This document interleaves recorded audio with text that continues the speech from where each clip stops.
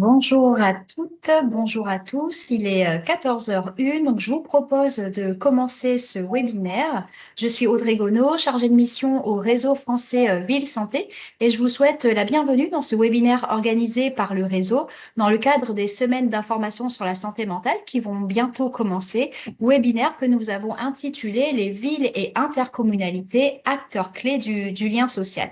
Donc, l'objectif de ce webinaire est de mettre en avant la contribution des villes dans le champ de la santé mentale et nous prendrons pour exemple la thématique des sismes 2025 consacrée au lien social. Nous nous attacherons donc au cours de ce webinaire à vous donner, à vous présenter des exemples d'initiatives locales qui permettent de créer, de renforcer ou de réparer le lien social. Voici un petit peu, de façon un peu plus précise, comment nous allons passer ensemble les 2 prochaines heures qui suivent. Donc, dans un premier temps, Maude Luerne, donc directrice du réseau français Ville Santé, nous fera une introduction du webinaire. Je prendrai ensuite la parole pour vous présenter la dernière publication du réseau sur la santé mentale, notre ouvrage qui est sorti cette année. Puis, Anne Nomblot du collectif national des sismes nous présentera ou nous représentera les semaines d'information sur la santé mentale et nous donnera également quelques éléments clés des éditions précédentes. Nous prendrons à la suite de sa présentation un premier temps d'échange pour répondre à vos questions, pour répondre aussi peut-être à vos commentaires, à vos témoignages que je vous invite vivement à nous laisser dans le chat ou dans la partie conversation. Et en deuxième partie de ce webinaire, 3 villes santé, la ville d'Amiens représentée par Valérie Godet, la communauté d'agglomération de Saint-Quentin en Yvelines représentée par Anne Bakelanck et le CCAS de Loun-Plage représenté par Céline Despinois, nous présenterons des initiatives, des actions concrètes menées au sein de leur collectivité en faveur du lien social. Donc, je profite pour remercier particulièrement nos intervenants avec qui nous avons travaillé sur l'organisation de ce webinaire afin de vous proposer justement durant ces 2 heures, de passer en revue différentes façons, différentes modalités de renforcer le lien social auprès de publics différents, puisque nous parlerons davantage du public des jeunes et des professionnels avec la ville d'Amiens, du public des personnes aidantes avec la communauté d'agglomération de Saint-Quentin-en-Yvelines et du public des seniors avec la ville de Loun-Plage.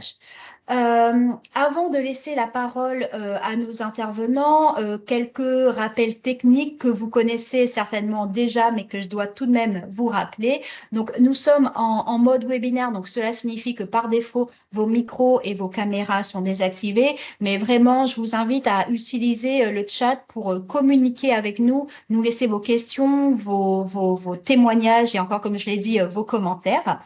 Notre replay, il est enregistré et le replay sera mis à disposition sur notre chaîne YouTube très prochainement. Il sera donc disponible pour tous. Et s'agissant des supports de présentation de nos intervenants, donc ils seront prochainement disponibles pour les villes santé adhérentes au réseau. Donc voilà pour quelques mots d'accueil. Je vous remercie d'avoir pris le temps de rejoindre ce webinaire et je laisse maintenant la parole donc à Maude Luerne pour le réseau français Ville Santé. Bonne écoute et à tout à l'heure. Merci Audrey, et bonjour à toutes et tous. On est ravis au réseau de contribuer. Donc c'est la 3e année qu'on organise un webinaire dans le cadre des semaines d'information sur la santé mentale. Donc c'est un partenariat qui fonctionne bien. Les sismes qui démarreront officiellement lundi prochain. Alors peut-être quelques mots sur le réseau, si certaines d'entre vous ne connaissent pas.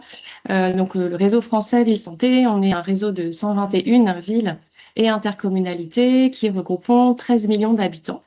Et l'objectif de notre réseau, c'est d'agir pour la santé des habitants.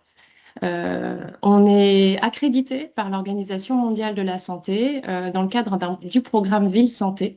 Et donc, à ce titre, on repose sur l'idée que la santé doit être pensée dans sa globalité. On s'appuie donc sur une approche par les déterminants de la santé et qui inclut la reconnaissance des inégalités sociales et territoriales de santé. L'objectif du réseau, c'est de faciliter le partage de pratiques, d'expériences entre les membres de notre réseau en s'appuyant sur cette approche globale. On doit aussi également soutenir et accompagner les villes et intercommunalités du réseau et on s'appuie pour cela sur un binôme élu à la santé et technicien agent en charge de la santé dans les villes. Et on travaille également en format de plaidoyer pour une meilleure reconnaissance de la place de la santé au niveau local. Donc, au-delà de nos actions, donc on s'appuie bien sur ces trois dimensions de la santé au sens de l'OMS, qui sont donc la santé physique, la santé mentale et la santé sociale, à laquelle on pourrait ajouter la santé environnementale. Mais en particulier pour aujourd'hui, donc la santé mentale a pris, on reconnaît hein, que la santé mentale dans notre réseau, en tout cas, a pris une place très importante. Et donc, c'est dans ce cadre-là qu'au niveau du réseau, on a lancé un groupe de travail dans le contexte de la crise sanitaire du Covid-19 en 2020. Un groupe de travail sur l'initiative de la ville de Poitiers, qui a été rejointe d'ailleurs assez rapidement par la ville de Lille, qui avait pour objectif de travailler sur tous ces aspects de la santé mentale en transversalité dans toutes les politiques et sur les différents aspects de la vie. Et notamment, on a travaillé sur la question du rôle du cadre de vie sur notre santé mentale. Donc, c'est dans ce cadre-là qu'on a réalisé une publication, une note qu'on a intitulée Repenser les actions de la ville au prisme de la santé mentale. Et on a enrichi ces travaux avec des exemples d'actions de villes et d'intercommunalités. Et on a compilé tous ces exemples dans un ouvrage qu'on a sorti cette année. Donc, 2025, ça a tombé assez bien. C'est l'année de la grande cause nationale. Donc, c'est un excellent moyen de pouvoir valoriser ces travaux et de renforcer le plaidoyer sur ce sujet-là. Et c'est des travaux qu'on va également présenter au prochain congrès de la Société française de santé publique qui dédie donc cette année la thématique à la santé mentale publique. Et donc, plus en lien avec la thématique des sismes cette année, quelques rappels sur le lien entre nos travaux et le sujet particulier en tout cas, nous, au niveau du réseau, on a bien senti que la crise du Covid-19 avait vraiment renforcé la prise de conscience que le lien social est vraiment au cœur de la santé. Et donc, si on s'appuie d'ailleurs hein, sur les récents rapports, ça corrobore vraiment cette idée, car l'OMS, par exemple, a récemment réalisé un rapport qui reconnaît vraiment cette place majeure du lien social dans la santé. Et si on se rapproche de la France, on a un rapport de la Fondation de France, Solitude 2024, qui nous apporte des données. Et donc, dans ce rapport, on peut voir que 12% des Français qui se sentent en situation, se sentent en situation d'isolement relationnel et une personne sur quatre dit se sentir régulièrement seule. Et au-delà de ces statistiques, le rapport montre qu'il existe de fortes inégalités sur une forme d'exposition à cette solitude, avec des grandes différences entre les personnes à bas et à haut revenu, par exemple, ou des personnes qui sont exposées à des situations qu'on peut considérer comme particulièrement à risque, comme le sont les moments de transition familiale, professionnelle, étudiante, les situations de retraite, de chômage, ou encore, et c'est marqué dans le rapport, l'exposition aux violences conjugales.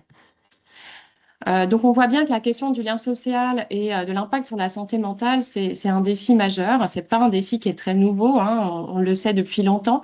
Mais en réalité, on voit bien que c'est un enjeu d'avenir. Et moi, je tiens particulièrement à rappeler le lien avec toutes ces thématiques autour de la résilience. On voit bien que dans les perspectives du développement des villes, la résilience prend une forte part. Et là, clairement, le lien social est important. Et donc, ça doit passer par le renforcement d'un lien social de qualité, par la question de la réduction des violences et des situations d'agressivité ou de harcèlement, et par un objectif de réduction de ces situations de solitude. Parce que la qualité du lien social, ça je l'ai déjà dit, mais c'est un déterminant majeur de la santé. Et en réalité, ce qu'on voit, c'est que ça impacte beaucoup d'autres déterminants, comme l'alimentation, comme la pratique d'activités physiques et sportives, ou tout simplement la question du soutien social qui est déterminant à tous les moments de la vie, qu'on soit parent, enfant ou à un âge plus avancé. Et donc, dans ce cadre-là, et pour terminer, on voit bien que les villes et intercommunalités ont un rôle à jouer. On pense notamment aux lieux qu'elles peuvent mettre à disposition, animer, soutenir. Elles peuvent aussi soutenir la vie associative, sociale, culturelle, sportive qu'elles développent sur leur territoire. Ou encore, elles peuvent aussi le renforcer par le lien qu'elles entretiennent elles-mêmes avec les acteurs du territoire.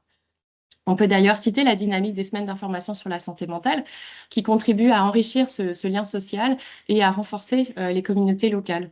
Je veux citer aussi également deux documents. Un de Fabrique Territoire Santé qui a publié une note récente sur ce sujet de lien social et de lien avec la santé mentale, ou encore le dernier rapport de Médecins du Monde, un peu plus spécifique sur les 80 ans de la sécurité sociale et qui met en avant l'enjeu majeur des inégalités dans la santé et la notion de précarité qui est fortement aggravée en ce moment. Donc, ce webinaire visera à présenter des actions. Donc, on est vraiment dans l'objectif de partage de pratiques et d'expériences, des actions de notre réseau. Et donc, je les remercie particulièrement pour leur contribution aujourd'hui. Et donc, je vais laisser la main maintenant à ma collègue Audrey Gonod pour présenter plus particulièrement les travaux récents de notre réseau. Et je vous souhaite donc un excellent webinaire. Très bien, merci beaucoup à toi, Maude. Je prends la suite comme je vous l'ai annoncé pour vous présenter notamment plus particulièrement l'ouvrage du réseau, le dernier, en tout cas la dernière publication du réseau sur la santé mentale. Donc le temps que mon partage d'écran se fasse.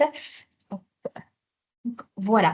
Donc effectivement, donc un ouvrage qui a été publié en début d'année, mais qui nous semblait aussi important de vous présenter ou de vous représenter dans le cadre de ce webinaire, parce qu'il porte sur la santé mentale. On a bien entendu une partie consacrée au lien social. C'était aussi l'occasion pour nous de vous présenter un peu plus en détail, autant aux villes santé qui le connaissent certainement déjà, mais aussi aux autres acteurs que nous avons invités dans ce webinaire. Donc cet ouvrage, c'est repenser les actions de la ville au prisme de la santé mentale, exemple d'action des villes santé, en fait, qui reprend et qui restitue les travaux d'un groupe de travail dont Maude a déjà parlé dans son introduction, du réseau sur ville et santé mentale, groupe de travail qui était copiloté donc avec les villes de Lille et de Poitiers, le secrétariat du réseau, qui s'est constitué à peu près pendant la crise de la Covid-19 et qui a continué ses travaux jusqu'à l'année dernière et qui continuera, je pense, très fortement ses travaux au regard de l'enjeu qu'est la santé mentale aujourd'hui.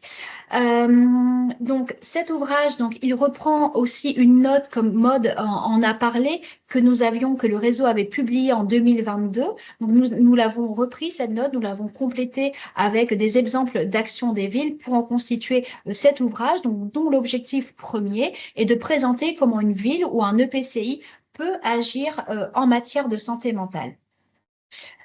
Plus précisément, comment se structure cet ouvrage? Donc, vous avez une partie introductive dans laquelle nous avons repris les définitions autour de la santé mentale, les déterminants de la santé mentale, quelques chiffres clés. Nous avons aussi évoqué les stratégies au niveau international et au niveau national pour agir en santé mentale. Puis, vous retrouverez dans une seconde partie de l'ouvrage 6 chapitres qui correspondent en fait à 6 grands champs d'action dans lesquels les villes peuvent agir pour la santé mentale. Et chacun de ces chapitres, en fait, décline différents leviers d'action que les villes et EPCI peuvent activer avec bien évidemment des exemples d'actions issus des villes qui ont participé aux travaux de notre GT ou qui sont membres du réseau français Ville Santé.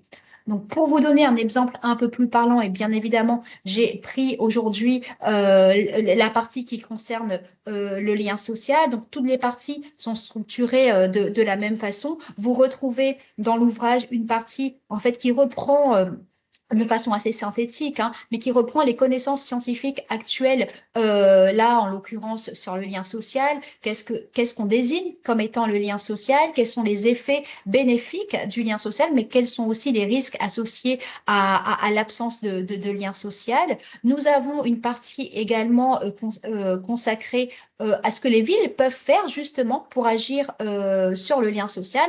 Là, en l'occurrence, dans cette petite partie que vous ne pourrez pas lire sur mon écran parce que c'est bien bien trop petit, mais nous avons montré comment les villes peuvent être à l'initiative ou soutenir des centres socioculturels, des maisons de quartier, soutenir aussi des associations qui sont un maillon très fort quand on parle de lien social. Et bien entendu, nous avons toujours illustré nos propos avec des exemples d'actions issus des villes du réseau.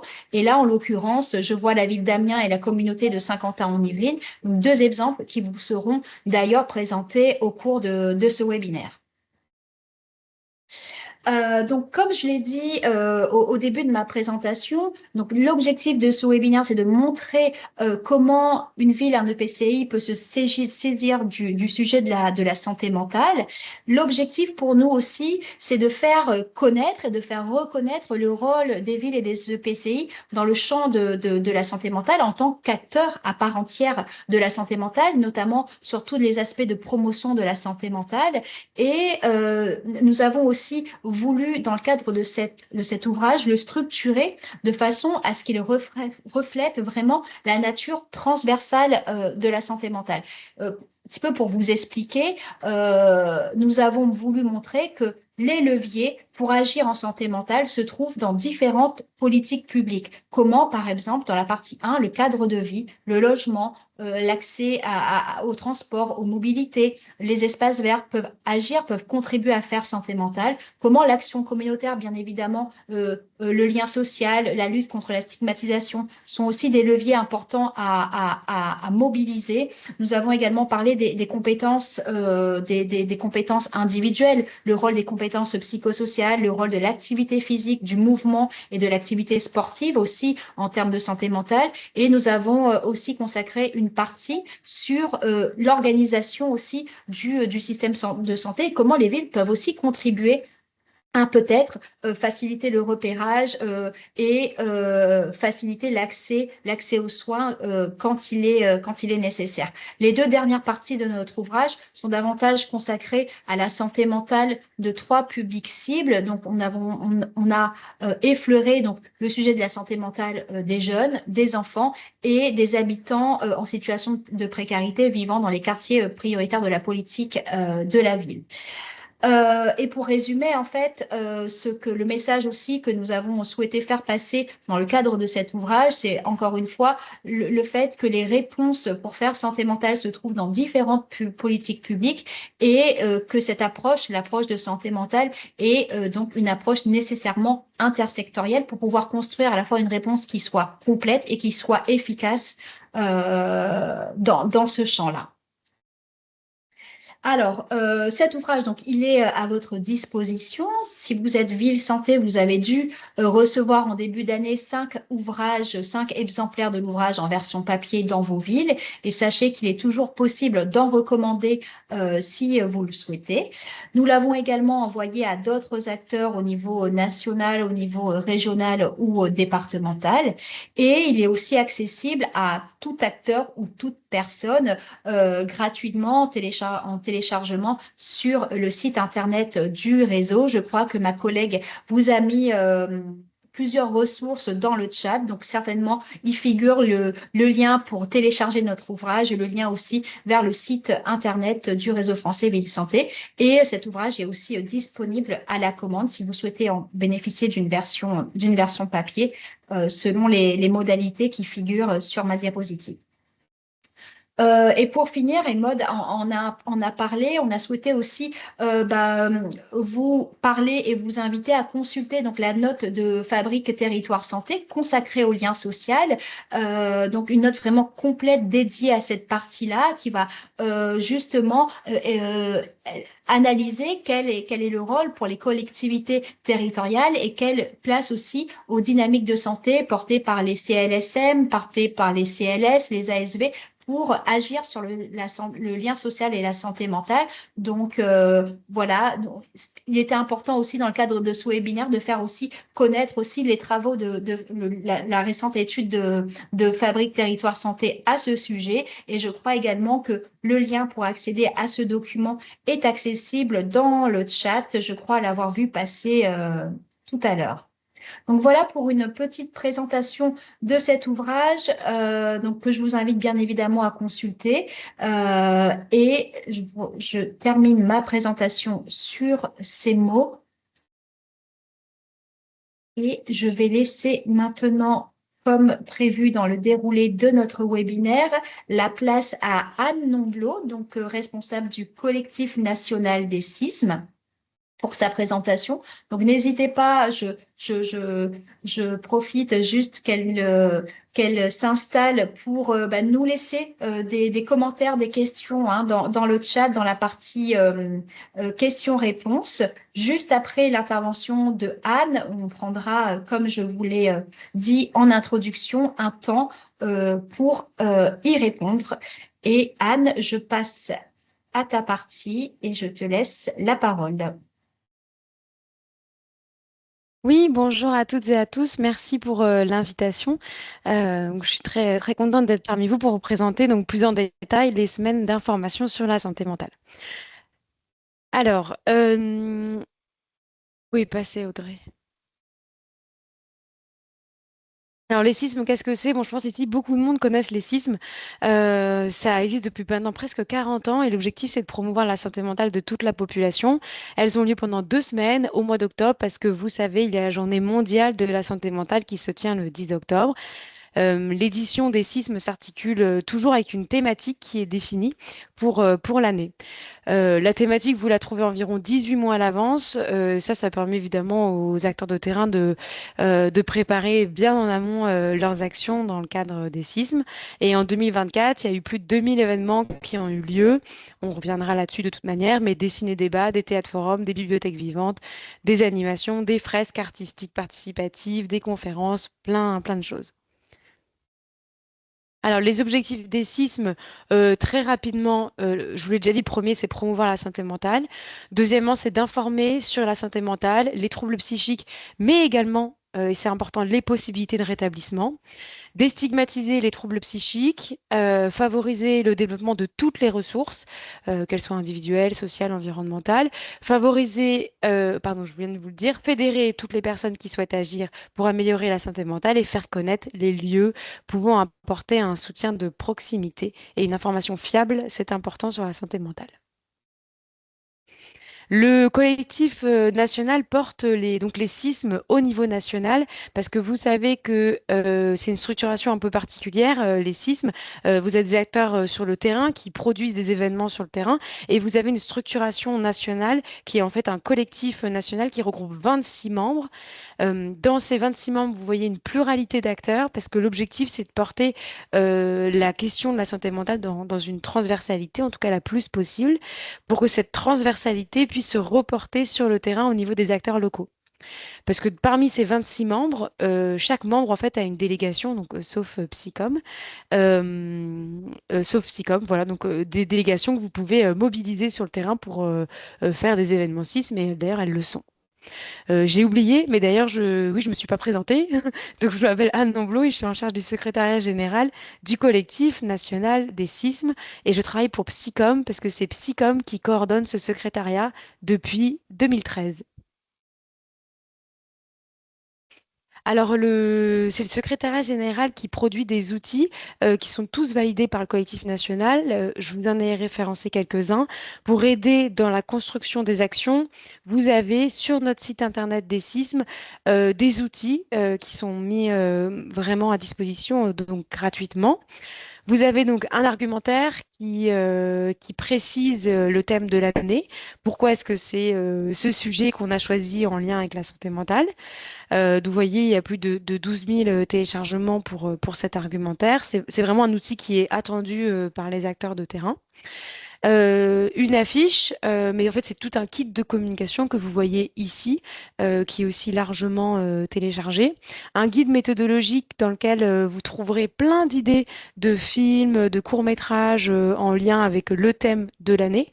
mais également vous y trouvez des conseils pour construire une action sisme, le communiqué de presse et enfin d'autres outils comme le flyer et le kakemono. Vous voyez par rapport au nombre de téléchargements que les outils sisme sont utilisés, sont attendus. Et moi, je le vois à mon poste au niveau du secrétariat général, qui est donc une vision d'ensemble au niveau national. Nos éléments sont beaucoup repris et c'est très bien. Alors, la thématique 2024 a suscité évidemment un fort engouement parce que le sport, ça a beaucoup plu, d'autant plus qu'il y avait les Jeux Olympiques évidemment à Paris 2024. L'évolution des événements CIS, bah, vous le voyez en image, en général, enfin, c'est pas en général, depuis quelques années, il y a 30% d'événements il y a une progression de 30% chaque année. Donc, en 2022, on était autour de 1200 événements. Et vous voyez aujourd'hui qu'on est à 2000. Et même pour 2025, je peux déjà vous dire qu'on sera autour de 2500 événements. Toutes les régions sont impliquées, enfin presque toutes. Mais donc on retrouve une disparité quand même dans les régions. On le verra davantage quand on fera avec la carte des départements. Mais vous voyez que beaucoup de régions s'investissent avec des régions qui sont plus investies que d'autres.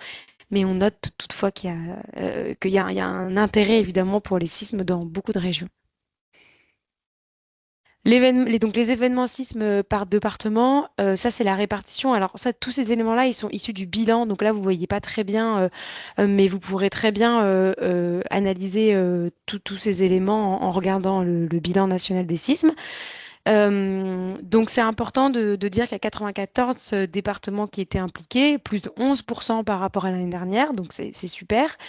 Il y a des départements, comme je vous disais, qui sont plus impliqués que d'autres. Forcément, quand on voit la Loire qui a 104 événements, le Rhône, le Var, le Nord. Mais vous voyez que le reste de la France a néanmoins aussi beaucoup d'événements sismes, que ce soit en Bretagne, que ce soit en Nouvelle-Aquitaine, que ce soit en Occitanie, en région PACA ou dans le Grand Est. Il y a de plus en plus de départements qui proposent vraiment une programmation très riche dans les événements sismes. Alors, qui sont les acteurs de terrain qui proposent des événements sismes? Vous le savez, il y a une diversité d'acteurs, je vous montrerai dans la slide d'après, qui proposent les événements, mais il y a aussi une possibilité pour les acteurs de terrain de se regrouper en collectifs sismes locaux. Ils n'ont pas de statut juridique, mais ça permet donc de créer, de fédérer un réseau autour donc de ces collectifs sismes locaux. Et vous retrouvez toute la liste des collectifs sismes locaux sur le site internet des sismes. Voilà un exemple à Roanne et en Savoie. Je pense que ces photos datent déjà de 2 ans. D'ailleurs, c'était l'ancien logo des sismes. Aujourd'hui, certainement, Roanne a encore augmenté son nombre de partenaires, tout comme la Savoie. Mais voilà, en une photo, vous imaginez le nombre d'acteurs qui peuvent être mobilisés dans le cadre des sismes pendant cette période.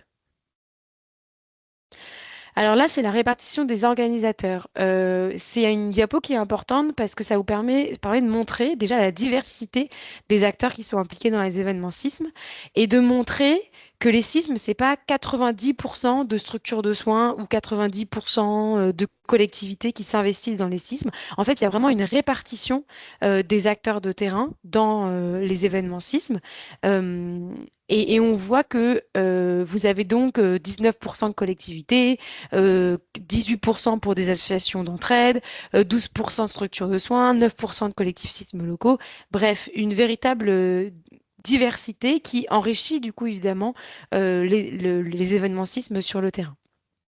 En plus d'avoir cette diversité d'acteurs, la richesse des sismes et la force des sismes, c'est le fait que les acteurs proposent des événements en partenariat. Parce que 70% des événements étaient co-organisés, c'est 30% de plus que l'année dernière.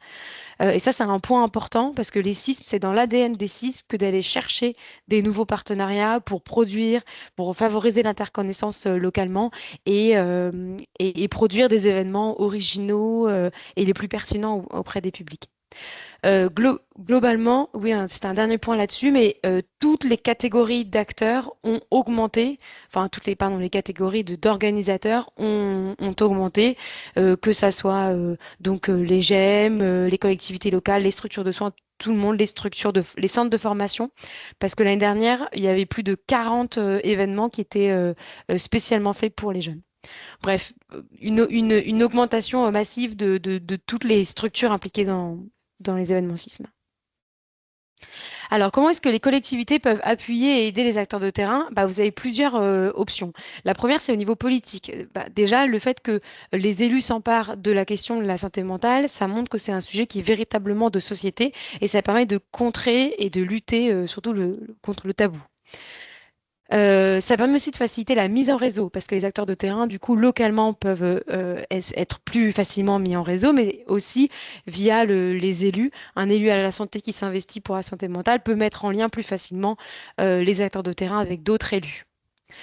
Au niveau politique, on a aussi évidemment la promotion des sismes via les salons que vous pouvez faire avant la période des sismes, parce qu'en septembre, en général, vous avez beaucoup d'événements.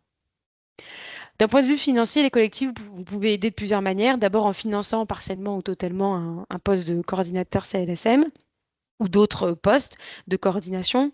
Un budget, vous pouvez aussi, à travers le budget de la ville, financer un spectacle, des artistes, des intervenants et surtout rémunérer la parole, enfin les personnes concernées qui prennent la parole pour parler de rétablissement. Et les demandes, il y a aussi des demandes d'associations, enfin, les associations peuvent demander des financements via les actions projets. Au niveau de la communication, évidemment, vous êtes un soutien important parce que vous pouvez mettre en page le programme, vous pouvez imprimer le programme, vous pouvez aussi communiquer sur les sismes en envoyant à toutes les communes un courrier explicatif sur les sismes. Vous gérez aussi, j'allais dire, la répartition de la communication, que ce soit quels abribus, les panneaux LED de la centre-ville, etc. Vous pouvez aussi organiser une conférence de presse et proposer aux acteurs sismes d'assurer un reportage photo. Il y a aussi toutes les autres directions techniques de vos municipalités qui s'investissent et j'ai mis donc qui peuvent faire des relais, qui peuvent être des relais dans la coordination. Donc, au niveau de l'électricité, au niveau du boîtier audiovisuel, au niveau évidemment de la location des chapiteaux, des tentes, des pupitres, mais également pour la gestion de l'espace de la voirie. Et enfin, vous pouvez mettre à disposition des salles municipales euh, ou aussi des salariés, par exemple dans les médiathèques, qui peuvent assurer l'accueil ou en tout cas aider à l'organisation sur le terrain les jours des événements sismiques. Alors, quelques événements inspirants 2024, oui. Vous pouvez découvrir des événements qui sont inspirants dans le document complémentaire au bilan des sismes, dans lequel, du coup, vous trouvez ces actions. Donc là, il y a 4 actions. 4 actions portées par des acteurs différents en lien avec la thématique 2024. La première, c'est la soirée Viens danser sur la glace qui a été portée par la ville de Troyes. Ensuite, vous pouvez regarder cette course qui s'appelait donc les Folies douces qui ont été organisées par le collectif Sisme de Vaucluse.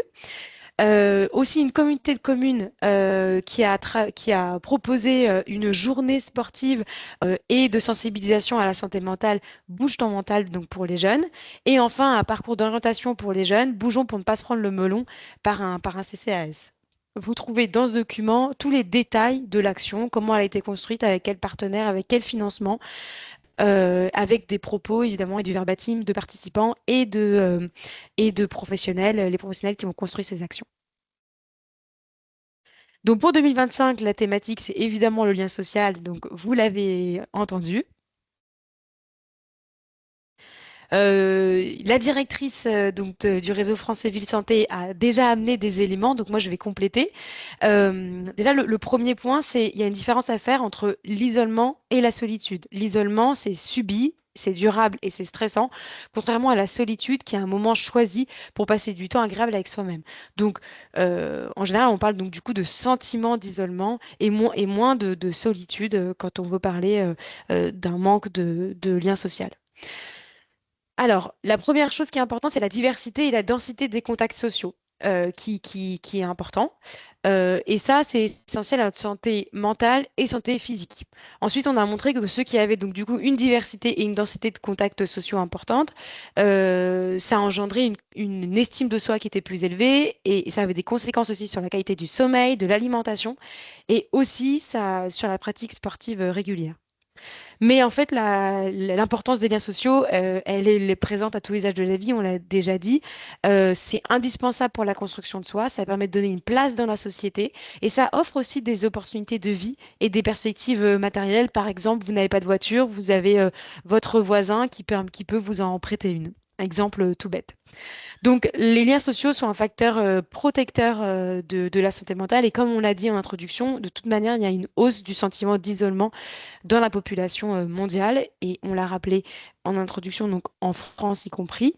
Et je préciserai que le sentiment d'isolement, c'est pas seulement le fait d'avoir un manque de relations, enfin une absence de relations humaines, c'est aussi quand vous avez des relations humaines qui ne permettent pas de vous épanouir parce que vous avez un trop-plein de relations humaines ou parce que vous n'arrivez pas à vous sentir exister dans ces relations humaines ou au contraire, vous êtes dans une relation d'aidant où là, il y a aussi un trop-plein de relations. Alors, plusieurs causes, on l'a aussi évoqué au début, donc la précarité, les réseaux sociaux, où c'est prouvé que c'est moins efficace que des rencontres en présentiel, la fracture numérique, toutes les addictions et les situations d'aidantes. Mais la directrice l'a rappelé, le moment de transition et les violences que l'on subit, évidemment. Les plus touchés, c'est les jeunes, les personnes âgées et les personnes victimes de discrimination. Alors, quel levier? On l'a d'ailleurs, vous l'avez rappelé dans votre ouvrage de Réseau français Ville Santé, mais la santé communautaire. Donc évidemment, s'appuyer sur la communauté, c'est un levier qui est fort. Mais donc, on peut dire qu'il y a 5 grandes catégories d'actions pour favoriser les liens sociaux. D'abord, écouter. Et ça, il y a des espaces et des numéros dédiés. Je précise aussi que le Psycom a produit une page internet qui recense toutes les lignes d'écoute qui sont gratuites.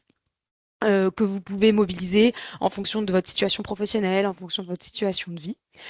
Rassembler, on l'a cité aussi, oui, avec des lieux qui peuvent favoriser ce lien social. Rejoindre, ça c'est les pratiques des professionnels pour qu'ils favorisent les pratiques d'aller vers. Soutenir toutes les personnes dans, on l'a dit, la fracture numérique, donc dans les démarches administratives qui peuvent être soit sur numérique, soit juste quand on doit se déplacer. Lutter contre l'électronisme et l'accompagnement qu'on peut faire, par exemple, pour être dans les services médico-sociaux. Faire participer, tout à fait, parce que l'engagement dans le bénévolat, dans les activités centrées sur la communauté, c'est vraiment un levier très important pour créer de nouveaux réseaux et ainsi améliorer sa santé mentale. Alors, à ce jour, les CIS 2025, donc je vous invite à aller voir le site internet des CIS pour aller pour participer en tant qu'événement sisme ou au contraire pour découvrir aussi, enfin, au contraire, ou pour vous mettre en lien avec les acteurs de terrain qui agissent déjà pour les sismes. On n'est même plus à 2100 événements, on est même, parce que je en valide encore tous les jours, on sera autour de 2500 événements, comme je vous disais, pour cette année avec des jeux, vraiment avec, pour le coup, une année avec des événements qui sont participatifs, qui sont très ludiques. Par exemple, j'ai vu qu'il y avait un jeu de loi géant où l'objectif c'était que ensemble les participants puissent avancer sur ce jeu de loi et au fur et à mesure qu'ils avançaient, ils découvraient des ressources qu'ils pouvaient mobiliser localement pour prendre soin de leur santé mentale. Des escape games, des journées intergénérationnelles où j'ai vu beaucoup d'événements en lien avec des écoles et des EHPAD ou des lycées avec des personnes seniors ou aussi des approches d'aller vers avec des publics en situation de précarité et la jeunesse, des bibliothèques vivantes, etc. Donc après, je vous invite à participer aussi pour les sismes 2026 qui porteront sur les arts. Donc pour notre santé mentale, ouvrons-nous aux arts. Voilà, je vous remercie. Très bien, merci beaucoup Anne pour comme je le disais, cette présentation, cette représentation des semaines d'information sur la santé mentale qui sont, on l'a vu au regard du nombre d'actions croissant, un événement qui est de plus en plus connu, mais qui mériterait encore d'être encore plus connu par le nombre d'acteurs susceptibles de s'impliquer dans ces actions.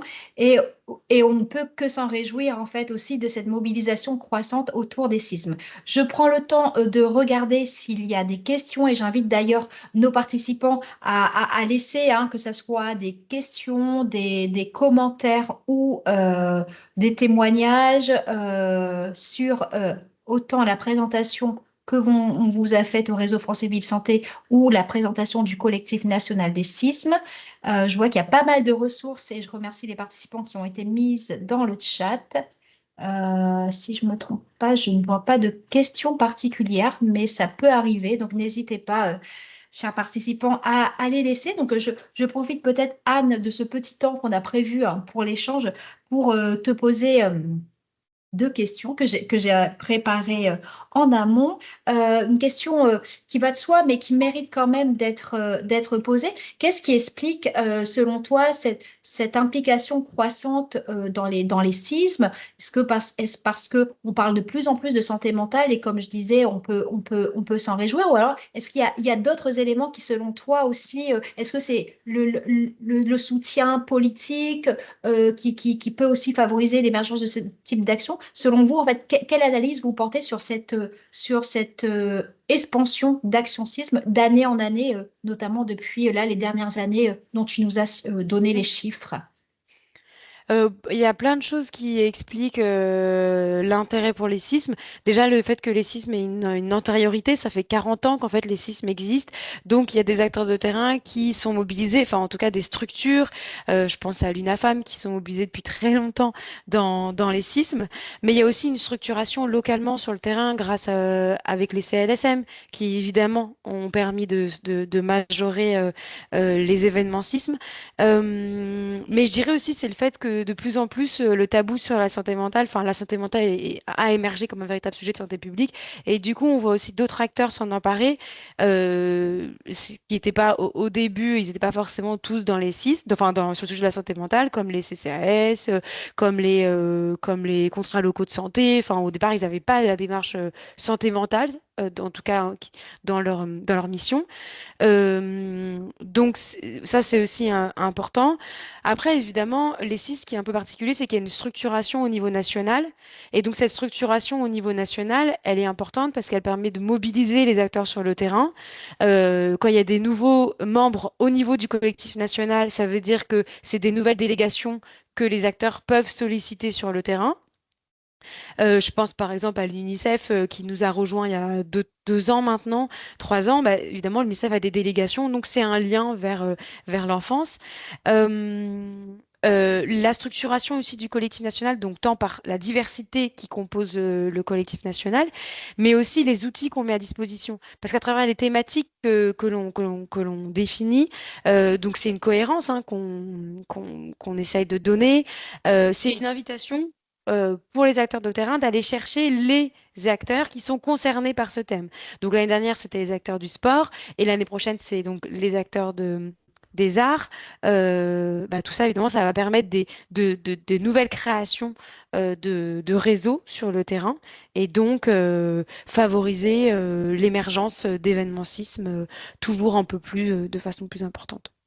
Voilà. Après, il y a aussi plein de choses, mais tous les outils qu'on met à disposition, le fait qu'on a refait le site internet des sismes, voilà, c'est cet accompagnement du national avec en même temps cette richesse du local, l'investissement des acteurs de terrain au niveau localement, enfin au niveau local, qui font, ça se répond et du coup, ça c'est une dynamique qui marche bien.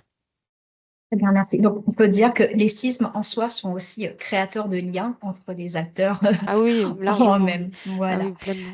Ouais. Je vois une question que je me permets de poser qui est arrivée dans le chat, donc qui remercie pour les lieux annuaires qui rassemblent tous les numéros pour aider en matière de santé mentale. La question Mm. est la suivante. Y a-t-il un lieu qui rassemble de la même manière les applis ou outils numériques pour soutenir spécifiquement la santé mentale?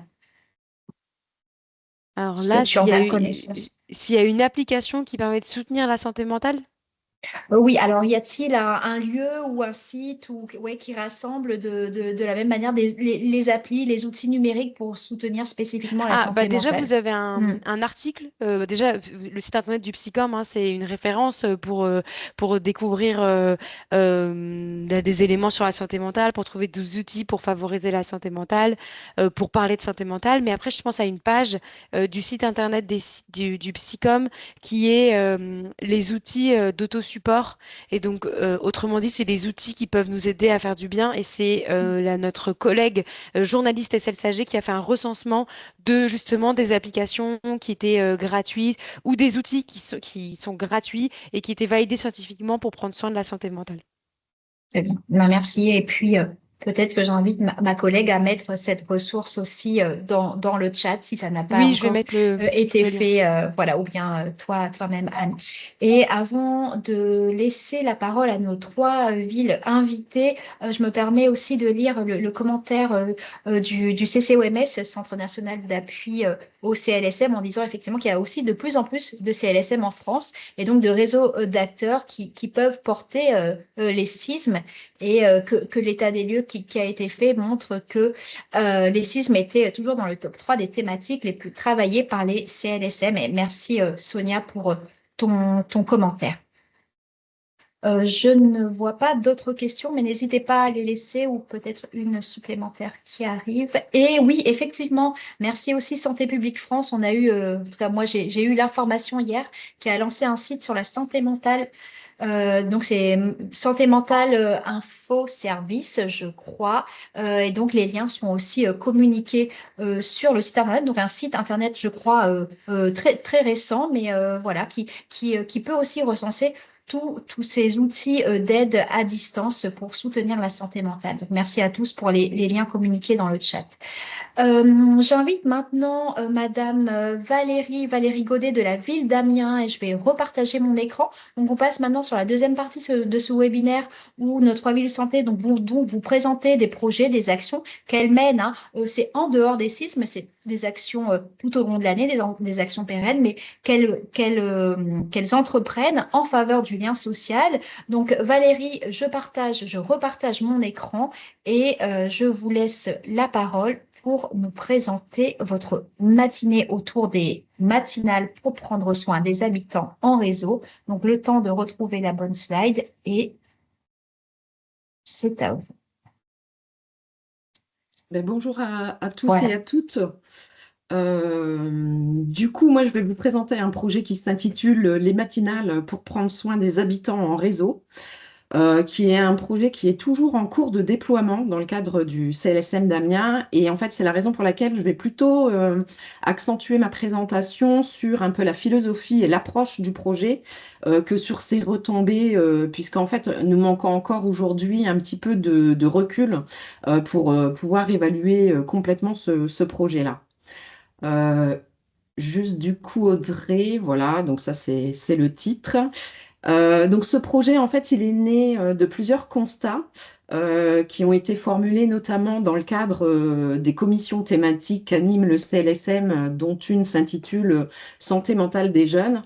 Et dans ce cadre-là, les acteurs, les usagers et les professionnels qui ont participé ont recensé en fait des besoins d'interconnaissance entre les acteurs de la cité, au sens large du terme, hein, et des acteurs de la santé mentale. En fait, les acteurs du territoire disent finalement méconnaître leur champ d'intervention respectif de manière précise. D'un côté, on a les acteurs de première ligne, les acteurs de la cité qui disent pouvoir se retrouver potentiellement en difficulté devant un usager en souffrance psychosociale, qui lui semble parfois difficile de l'accompagner et de l'orienter au bon endroit. Inversement, les acteurs du soin, si je vais vite, qui visent plutôt la prévention ou le rétablissement de leurs patients, ont bien souvent une méconnaissance en fait des ressources qui existent sur le quartier et qui sont ces ressources-là qui peuvent être un facteur susceptible de faciliter le rétablissement de leurs patients. Donc un premier constat. Un deuxième constat qu'on a déjà identifié, hein, c'est le constat d'isolement, et notamment nous sur les quartiers prioritaires de la ville. Donc un constat d'isolement croissant chez les habitants, mais aussi chez les jeunes, qu'on a pu récolter en fait dans le cadre d'une consultation citoyenne jeune menée sur la ville d'Amiens, avec des facteurs multiples hein, qui ont été identifiés, les discriminations, le harcèlement, l'utilisation des technologies qui peuvent impacter la question du lien social, le manque de soutien dans les études, etc. Je vais pas développer davantage sur ce sujet-là. Et puis également des besoins de sensibilisation et des habitants et des jeunes qui ont été identifiés à la fois par les professionnels et à la fois par cette consultation jeune également, où les jeunes souhaitaient voilà, être sensibilisés à la question de la santé mentale et du lien social. Et puis, alors, c'est pas un constat, mais c'est plutôt une recommandation, hein. D'ailleurs, tout avant moi, vous l'avez dit, c'est le lien social comme un facteur en fait de protection de la santé mentale des habitants, à condition qu'il soit effectivement de bonne qualité. Donc, de ces constats et de ces recommandations est né le projet des matinales, dont l'objet est de proposer des matinales aux acteurs de la cité et aux acteurs du soin pour prendre soin des habitants en réseau. Donc, en fait, les matinales sont avant tout des espaces de rencontre partenariales autour du sujet lien social et santé mentale, et elles ont plusieurs objets. Le premier, c'est de répondre à ce besoin d'interconnaissance des acteurs des QPV et des acteurs de la santé mentale dans dans le but d'une mise en réseau au bénéfice des habitants, des jeunes. C'est aussi de promouvoir une vision de la santé mentale non centrée sur le soin. En résumé, c'est comment appliquer finalement les recommandations de l'OMS, hein, sortir d'une vision sanitaire de la santé mentale et étudier ensemble comment on peut maximiser les chances pour que les habitants, les jeunes, aillent bien. Si je devais peut-être emprunter voilà, une expression peut-être au psychom, c'est comment on passe d'une société du soin à une société du prendre soin. Et puis, un dernier objet, c'est que ces matinales puissent être aussi l'occasion de créer des partenariats et de la coopération au bénéfice de la santé mentale des jeunes, en menant notamment des actions en partenariat avec l'ensemble des acteurs mobilisés sur la base des besoins identifiés du territoire. Donc, ça peut être des actions de sensibilisation qui sont à définir avec les acteurs impliqués au format variable. Ça peut être des journées de sensibilisation, mais aussi des cafés discussions, des temps forts, des propositions d'ateliers, développement des compétences psychosociales, etc. Alors, dès la conception en fait, du projet avec les acteurs, on a identifié quelques principes qui nous semblaient importants de conserver comme idéal, quelque part. Le premier, c'est celui de s'inscrire dans une démarche de promotion de la santé mentale, tant au plan individuel que collectif. Effectivement, il nous semblait important de contribuer à la fois à l'amélioration des facteurs de protection individuelle des personnes, des familles, des jeunes, ce qu'on appelle un peu le facteur de résilience des personnes, mais aussi en parallèle de renforcer les conditions comme la cohésion sociale, le lien social, susceptibles aussi de réduire les facteurs de risque des problèmes de santé mentale. Cette démarche de promotion de la santé, c'est aussi de s'interroger comment on peut contribuer à la création d'environnements de soutien à l'échelle des QPV, en essayant de mettre en réseau justement ces acteurs-là. Voilà.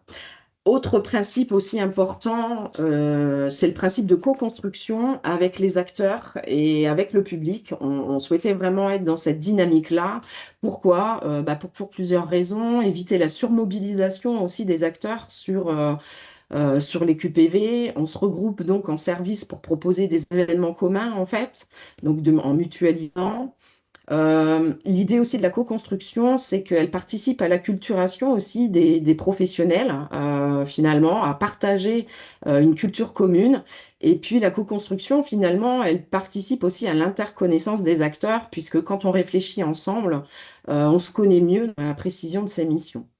Et puis, co-construction, parce qu'en fait, si le CLSM a expérimenté ce projet ou initie des projets sur les territoires, il n'a pas notamment vocation de mener les actions en tant que telles, mais ces phases d'expérimentation peuvent être aussi un moyen et peuvent permettre à des partenaires de se saisir en fait des initiatives menées. Et c'est la finalité en réalité des matinales que les actions, que le partenariat se poursuivent derrière. Encore un principe, c'était de s'adapter effectivement à la spécificité du territoire, puisqu'on est à l'échelle de quartier, hein, et de s'appuyer sur les dynamiques existantes du territoire, sans en recréer d'autres si possible, ce qui explique d'ailleurs que le projet ne se déploie pas de la même façon partout, quand bien même le format des actions peut sembler en fait identique. Donc, par rapport à cette réflexion-là avec les acteurs, moi, de mon côté, j'ai recherché des financements et déposé un projet dans le cadre de la dotation politique de la ville pour expérimenter sur 2 QPV, deux formats de matinale, en fait, qui sont présentes là à l'écran. L'une à destination donc, des acteurs et dont l'objectif est vraiment de faciliter cette interconnaissance, mais pas que. Alors, l'interconnaissance à la fois du côté des actions ou des structures dans le domaine de la santé mentale, mais aussi inversement, l'interconnaissance de tous les dispositifs actions qui sont menés au niveau des QPV en matière de promotion du lien social. L'idée, c'était vraiment d'avoir ces deux pendants-là.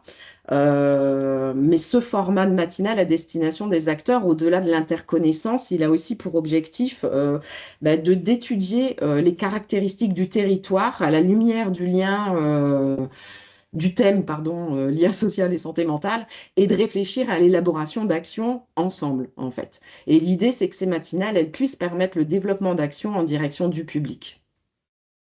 Parallèlement, parce qu'on est sur à destination des acteurs, en fait, beaucoup, dans le cadre de ces matinales-là, beaucoup d'acteurs de première ligne, j'entends première ligne les acteurs travailleurs sociaux, éducateurs, etc., nous ont dit on n'est pas suffisamment outillés et donc un besoin de formation s'est exprimé. Ce qui fait, c'est qu'on a complété ces matinales par des actions et des temps de formation aux professionnels qui le demandaient, en fait.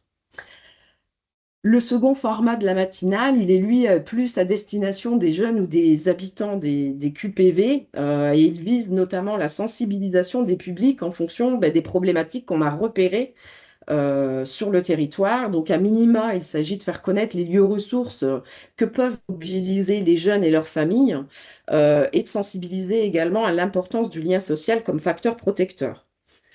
Pour sensibiliser nos objectifs, en tout cas ce qu'on s'était dit avec les acteurs, c'est qu'il fallait plutôt utiliser des outils ludiques, participatifs, qui peuvent prendre voilà, différentes formes, comme vous pouvez le voir dans ce que j'ai mis comme exemple, des ateliers, des cafés-discussions, etc. Escape game qu'on a essayé d'expérimenter, mais qui finalement a eu du mal à s'exporter sur les quartiers. On a réussi à l'exporter durant les sismes sur une autre population, mais on ne désespère pas de pouvoir réussir à l'expérimenter sur les quartiers.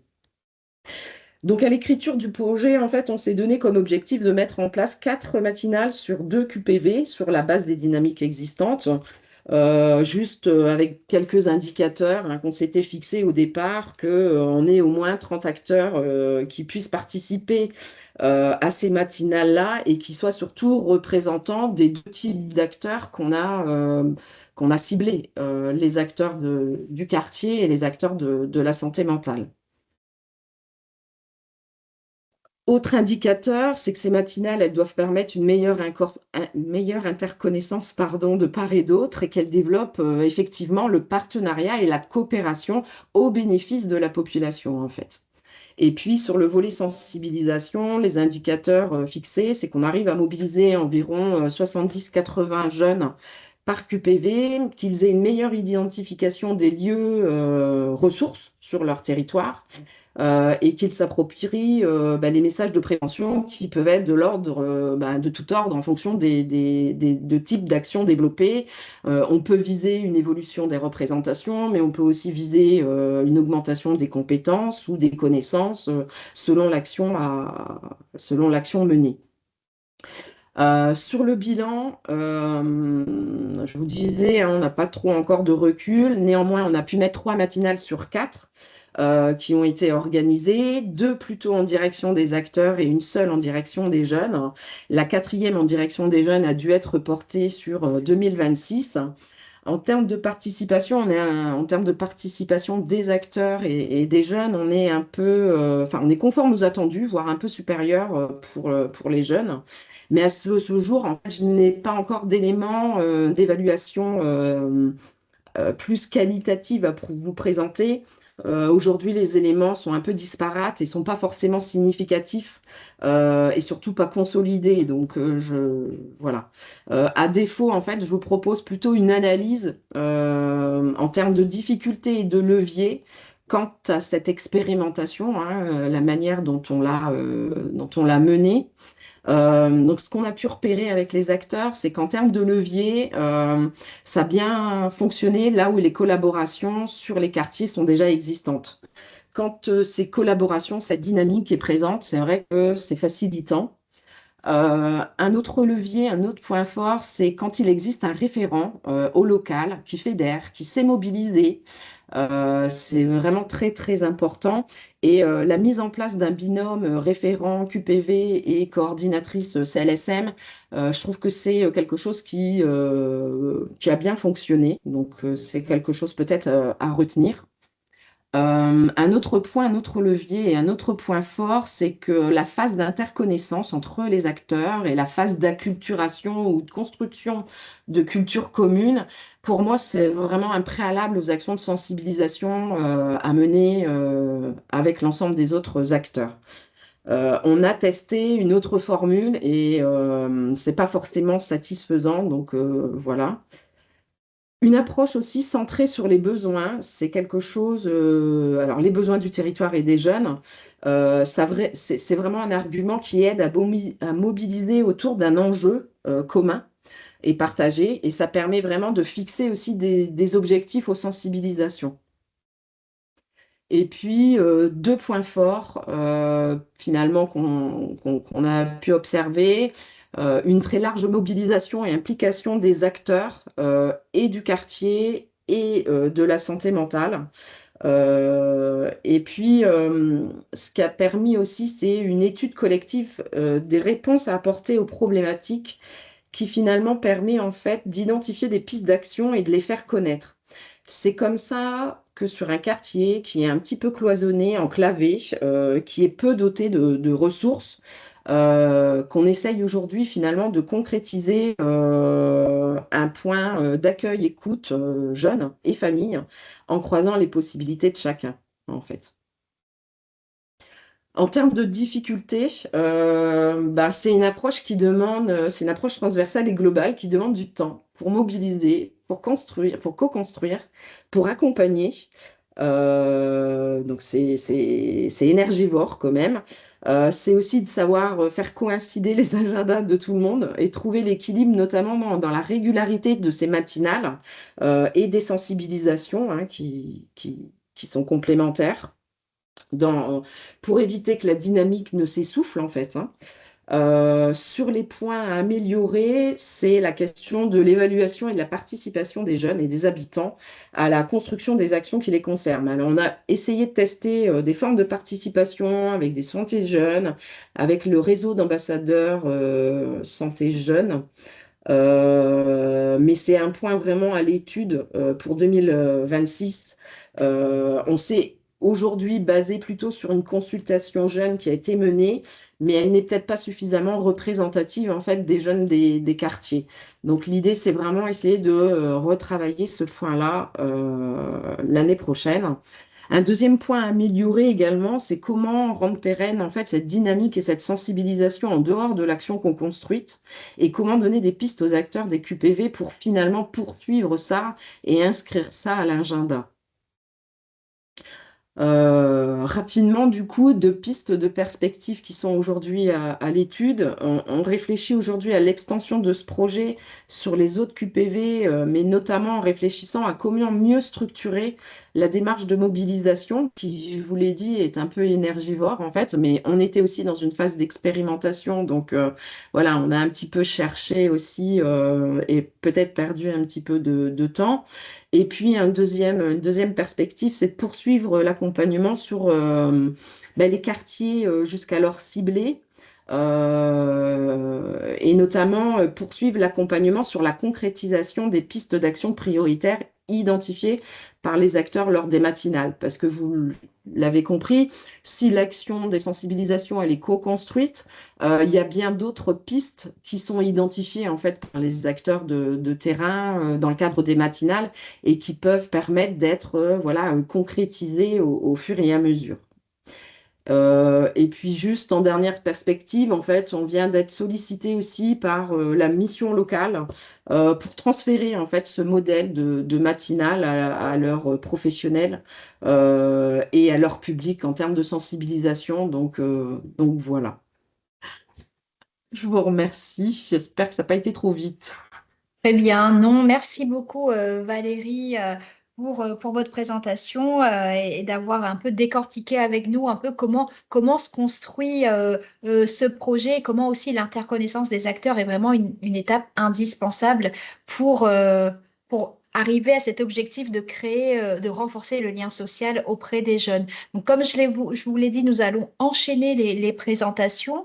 Et puis, nous prendrons vos questions. Donc, n'hésitez pas à les laisser, parce qu'on a trois présentations qui vont s'enchaîner sur trois publics différents, à laisser vos questions au fur et à mesure dans le chat. Et nous retrouverons nos intervenantes tout à l'heure. Donc, j'invite maintenant Anne Baqueland de la communauté d'agglomération de Saint-Quentin-en-Yvelines. Anne, je vois que tu es déjà là.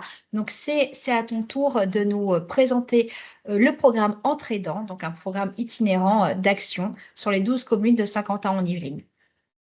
Oui, merci Audrey, merci beaucoup pour ton invitation et je suis ravie d'être parmi vous.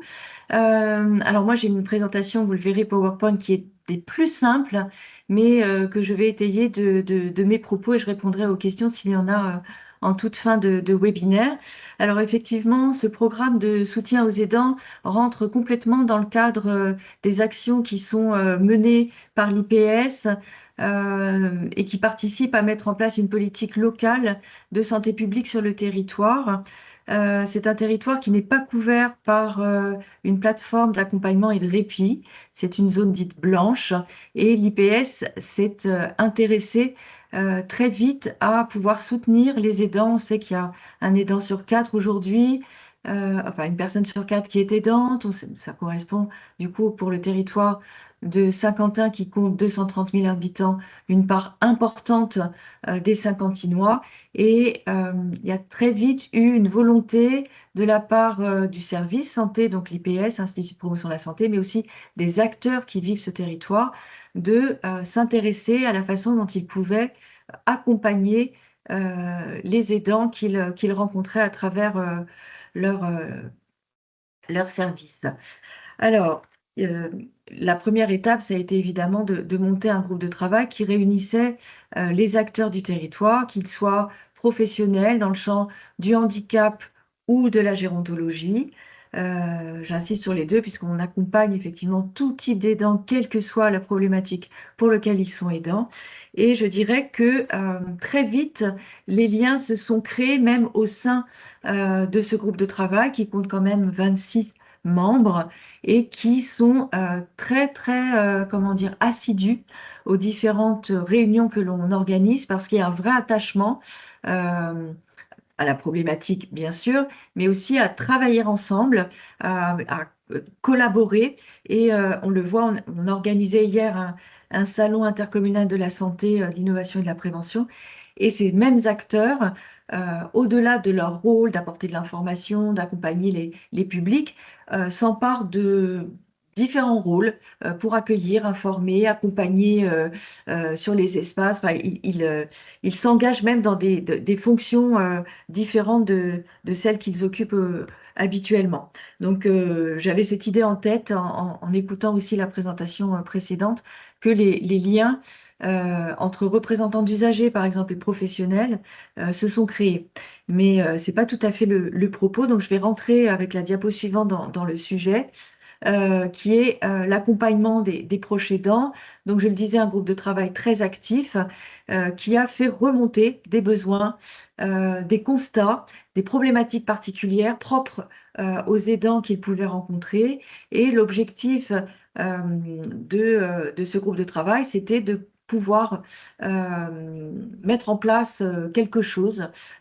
C'était un peu flou au début et puis très vite ça s'est précisé pour justement rompre alors l'isolement, mais la solitude, j'ai bien entendu effectivement la différence. Il est bien question effectivement de permettre de casser un peu cette solitude des aidants qui vraiment remontait de façon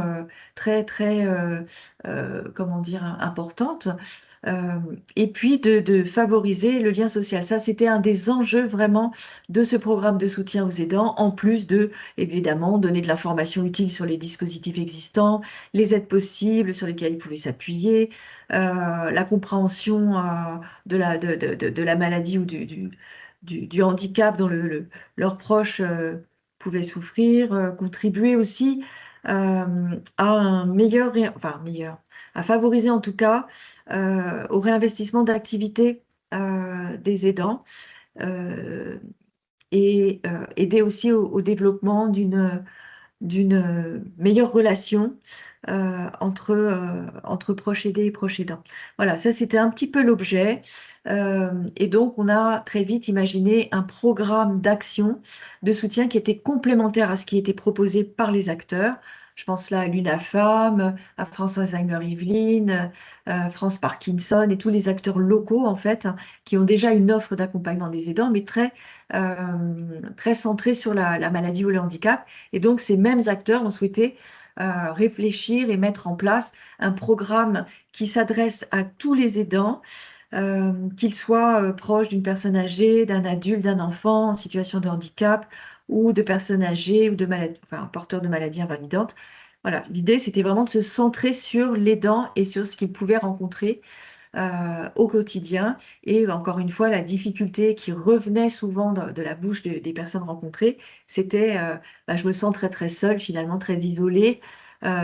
J'ai très peu de monde autour de moi à qui je peux vraiment expliquer comment je me sens parce que à côté de mon proche, je suis celui qui va bien et finalement je vais pas si bien que ça et je me sens effectivement très très isolée et le moral le moral en prend un coup, effectivement. C'est des mots qui revenaient très très souvent. Je ne sais plus à qui parler ou je m'empêche de dire les choses parce que je ne suis pas comprise. Enfin voilà, c'est des propos qui revenaient souvent dans la bouche des aidants rencontrés. Donc voilà, ce programme qu'on a appelé Entre aidants, parce que vous le verrez, et vous en avez compris évidemment le sens, beaucoup d'entraide s'est très vite créé entre les aidants et donc on l'a nommé puisqu'on les a fait participer aussi à la construction du programme. Ce mot entraidant définissait vraiment le sens de ce programme d'action qui avait pour objet évidemment de donner de l'information concrète, d'aider aussi les aidants à se repérer dans la multitude des services qui existaient et pour en comprendre le rôle, les missions, mais aussi la façon dont on pouvait les interpeller par rapport à la situation de chacun, chacune, des espaces d'échange et d'écoute, comme il en est proposé très, très communément, et puis des ateliers de ressourcement qu'on a appelés ateliers pause, avec la volonté aussi de créer un événement spécifique pour les aidants, dans l'idée de permettre justement la rencontre entre pairs, le partage d'activités plus récréatives, pour voilà, le temps d'une journée se ressourcer, mais dans l'idée aussi de créer euh, de renforcer le lien entre les aidants et les aidés, les aidants nous disant, voilà, moi je suis devenue, je ne suis plus l'épouse ou le mari ou la fille ou le parent, voilà, mais je suis l'aidant, je suis l'infirmier, je suis le psychologue, celui qui accompagne, celui qui remplit les papiers, celui qui écoute, mais j'ai plus le lien qui m'unissait au départ, et en tout cas ce lien est altéré. Voilà, donc ça c'est pour la présentation du programme.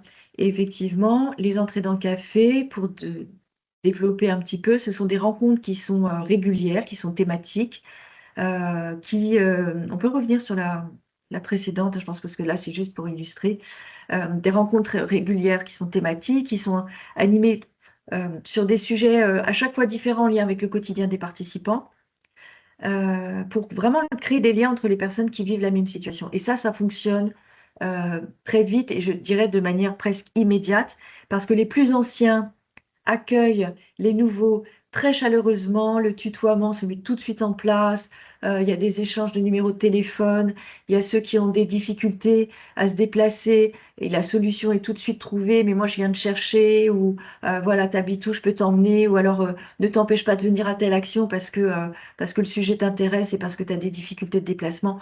Voilà, il y a une entraide qui se met vraiment en place. Et puis, il y a bien sûr des échanges je dirais, de stratégie de conseils, de tips entre eux qui permet vraiment de pouvoir se décharger un petit peu mentalement des personnes qui arrivent dans les rencontres. C'est pas les personnes qui vont le mieux. Ceux qui vont bien, on les voit pas, en fait. Ceux qui ont déjà des ressources dans leur environnement, qui ont des points d'appui, se débrouillent très bien et n'ont pas besoin d'être accompagnés. Mais effectivement, ceux qui viennent, c'est ceux qui,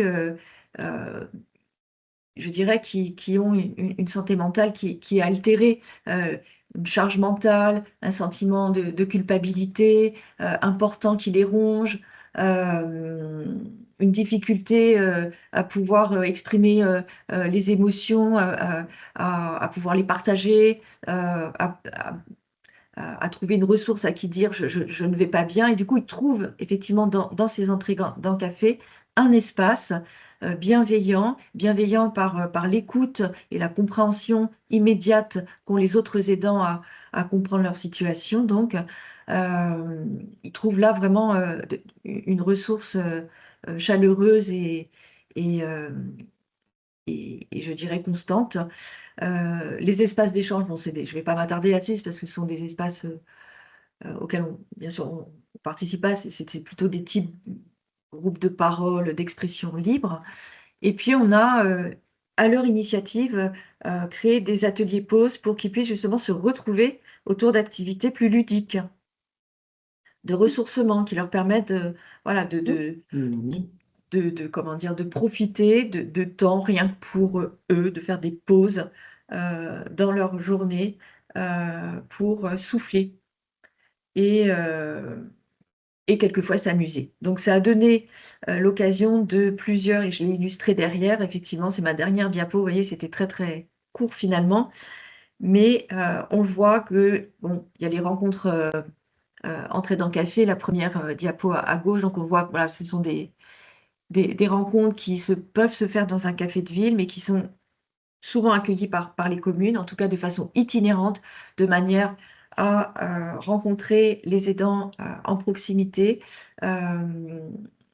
Et puis, sur la droite, c'est un atelier déjeuner qu'ils ont souhaité faire, donc animé par une diététicienne qui profite effectivement de ce moment pour apporter des conseils autour de la diététique, de parler nutrition, de parler nutrition à la fois adaptée aux personnes qui ont une maladie invalidante, mais aussi pour les personnes qui avancent en âge, etc. Et l'occasion ensuite de constituer un repas pour le partager ensuite.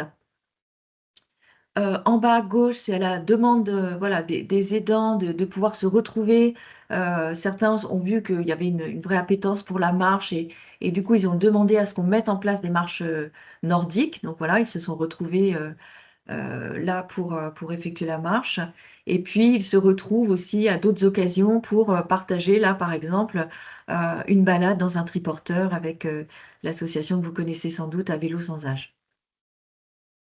Voilà, j'ai pas beaucoup d'autres choses à dire, mais en tout cas, le lien qui se noue entre aidants est très facilitateur pour intégrer de nouveaux aidants, ceux qui sont un petit peu réticents à aller à ce genre d'action en disant c'est peut-être pas pour moi ou voilà, je vais déjà que je fais toute la journée, j'ai pas envie de parler de l'accompagnement voilà, en plus. Et une fois qu'ils ont testé, entre guillemets, goûté la chaleur du groupe, ce sont des aidants qui reviennent très facilement.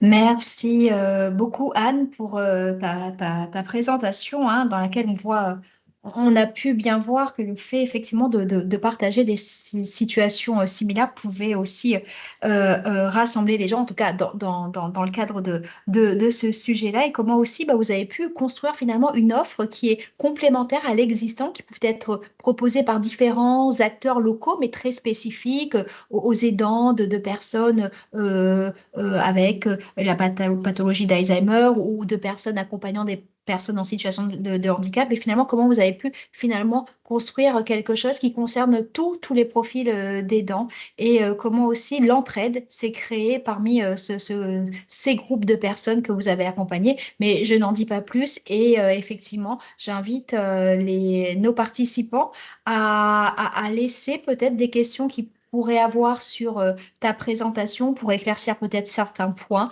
ou pour aller plus loin, de nous les laisser dans le chat, puisque nous allons maintenant donc, passer à la troisième et dernière intervention, donc avec Madame Céline Despinois du CCAS de Bonne-Plage.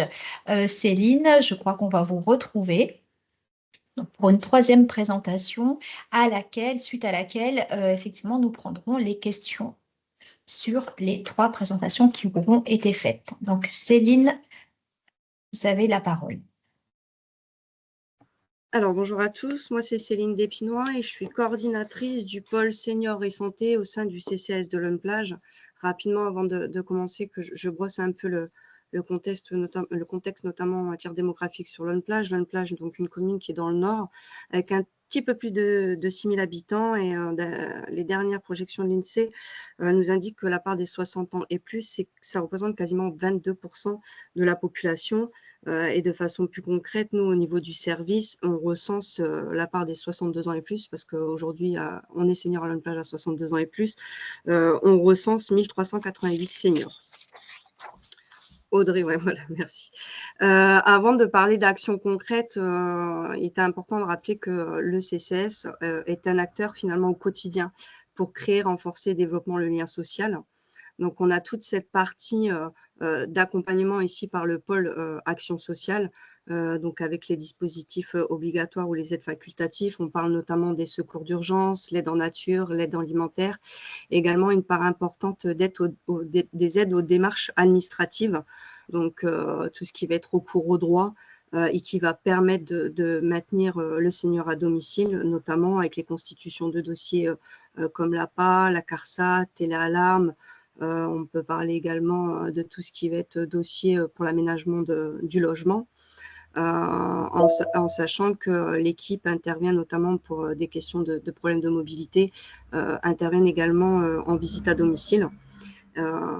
Et on travaille, moi je gère le pôle senior, mais évidemment on travaille en étroite collaboration entre le pôle action sociale et le pôle senior, puisque nous-mêmes dans le cadre de nos activités, on peut découvrir des situations qui amènent à devoir ouvrir des droits, et inversement avec mes collègues du pôle action sociale, il n'est pas rare qu'on fasse des visites à domicile en binôme quand ça concerne des seniors. À Bonne-Plage, nous avons la chance d'avoir aussi, en faveur du lien social, un service de restauration qui est porté par la municipalité. Donc, on a ce qu'on appelle, nous, la cuisine centrale, qui va permettre à la fois d'offrir le service de port de repas à domicile, mais également l'ouverture d'un foyer-restaurant dans lequel les seniors peuvent se rassembler 3 fois par semaine. Il est ouvert aujourd'hui 3 fois par semaine et qui est vraiment un lieu en faveur de la lutte contre l'isolement et de lien social, en sachant que, par exemple, on met aussi en place un transport, puisque si on prend les personnes qui côtoient notamment particulièrement le mercredi le foyer-restaurant, on a 50% des personnes qu'il faut aller chercher à domicile, sans quoi elles ne pourraient pas se rendre au foyer-restaurant et sans quoi elles ne sortiraient pas de chez elles. En 2022, c'est structuré donc le pôle senior et santé dont j'ai la responsabilité et qui là va être en charge du déploiement de la politique en matière d'animation à destination des seniors. Et en fait, on s'est rendu compte que les besoins des seniors, et même les seniors d'hier ne sont pas ceux d'aujourd'hui, que les choses changeaient. Donc, on a eu la volonté, la ville a eu la volonté d'intégrer le réseau Ville-Amis des aînés, donc le réseau francophone, qui est un réseau, en fait, c'est un centre d'expertise et d'accompagnement au niveau des collectivités sur les enjeux qui sont liés au vieillissement. Et c'est d'ailleurs la seule association en France, le réseau francophone Ville-Amis des aînés, qui est affilié au réseau mondial de l'OMS. Et donc, par rapport à cette affiliation, nous avons mené tout un travail de consultation, tant à la fois au niveau des habitants que des services, que des élus, que des professionnels autour du senior, autour d'une multitude de thématiques, la santé, le logement, l'information, la communication, la culture.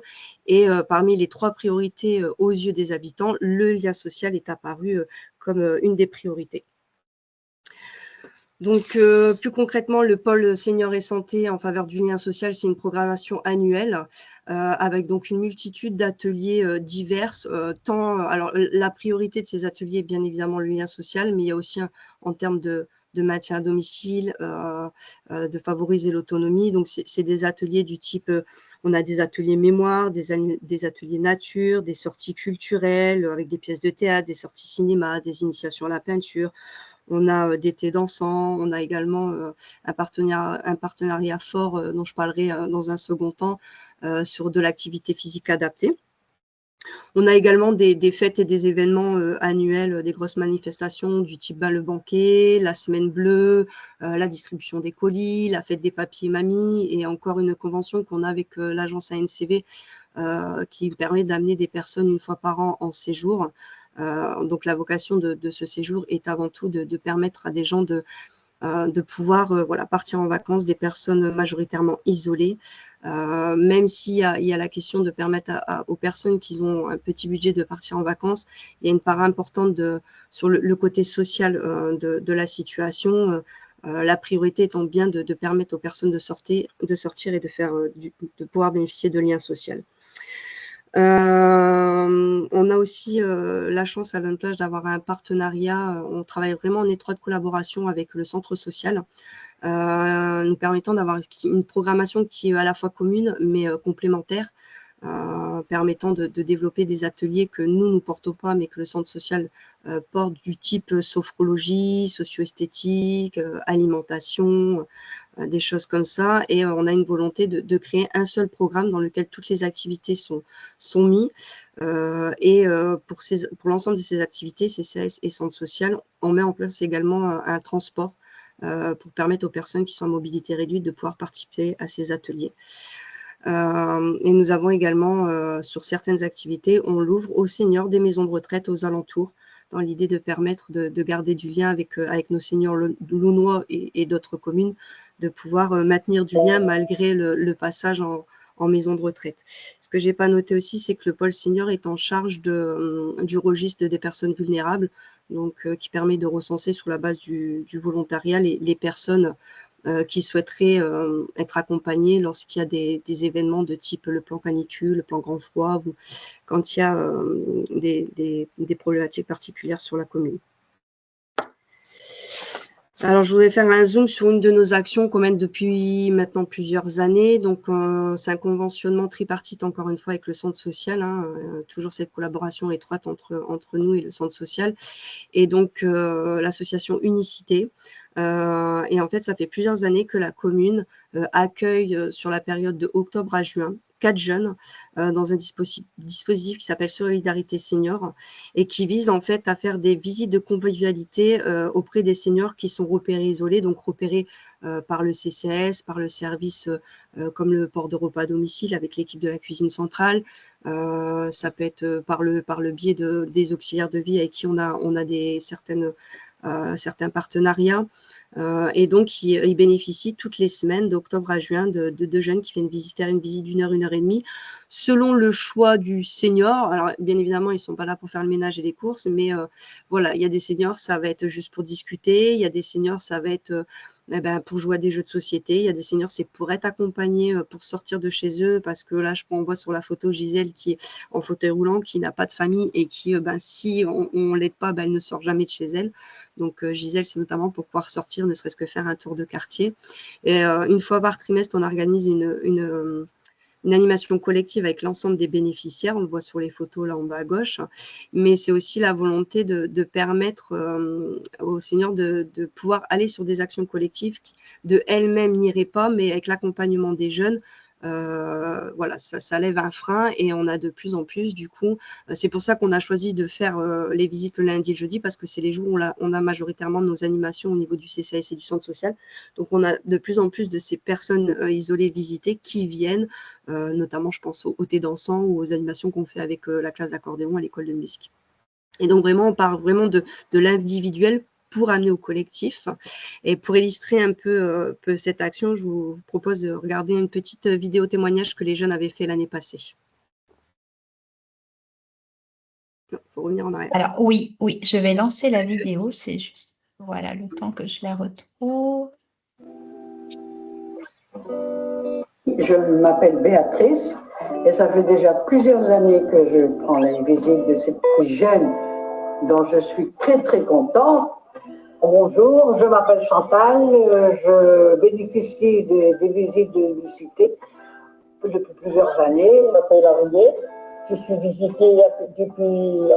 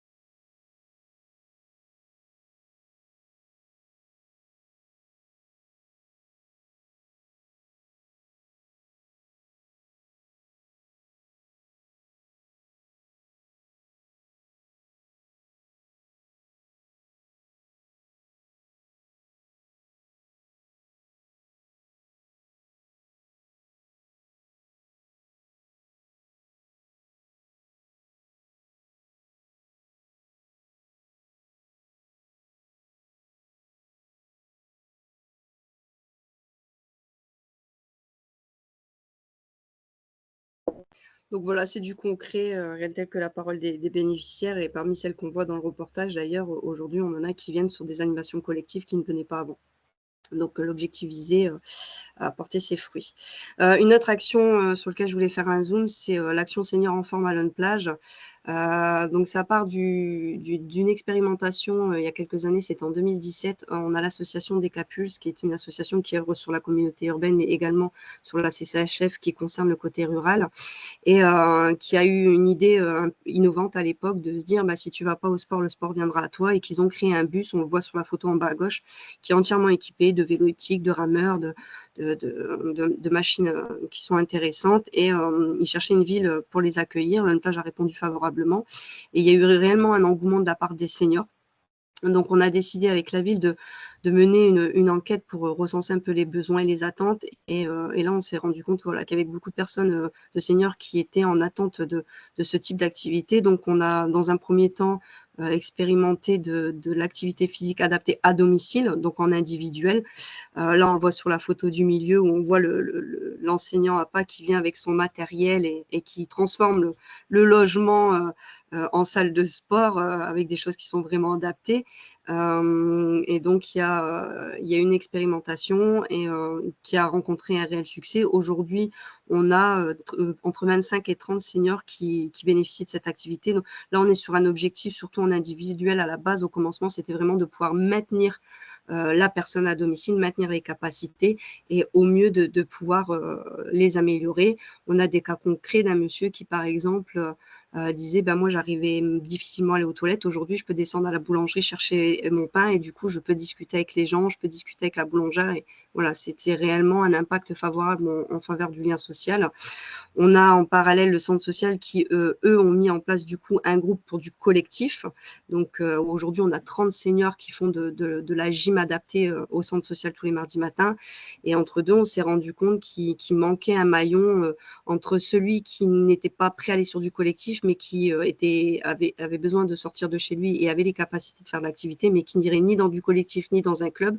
Et donc en 2023, on a mis ce qu'on voit sur la photo sur la droite avec les gens assis sur une chaise. On a mis en place maintenant aujourd'hui 2 groupes en semi-collectif. Dans l'idée, c'était aussi de faciliter les passerelles, de permettre à l'individuel, dans la mesure du possible, de passer en semi-collectif ou vers le collectif, puisqu'on a certaines personnes qui passent par de l'individuel parce qu'ils sont en sortie d'hospitalisation ou qu'ils ont eu un problème à un moment T, mais qui regagnent leur capacité. Et à l'inverse, on a des personnes qui, ben voilà, l'âge faisant, on vieillit tous avec nos petits soucis de santé et parfois en collectif, on n'est plus en capacité et ça permet de basculer sur du semi-collectif pour maintenir du lien, pour maintenir la santé et pratiquer de l'activité physique. Et donc, on a présenté notamment ce projet dans le cadre du concours qui se fait annuellement par le réseau Ville Amie des Aînés. On a reçu le prix public en 2024.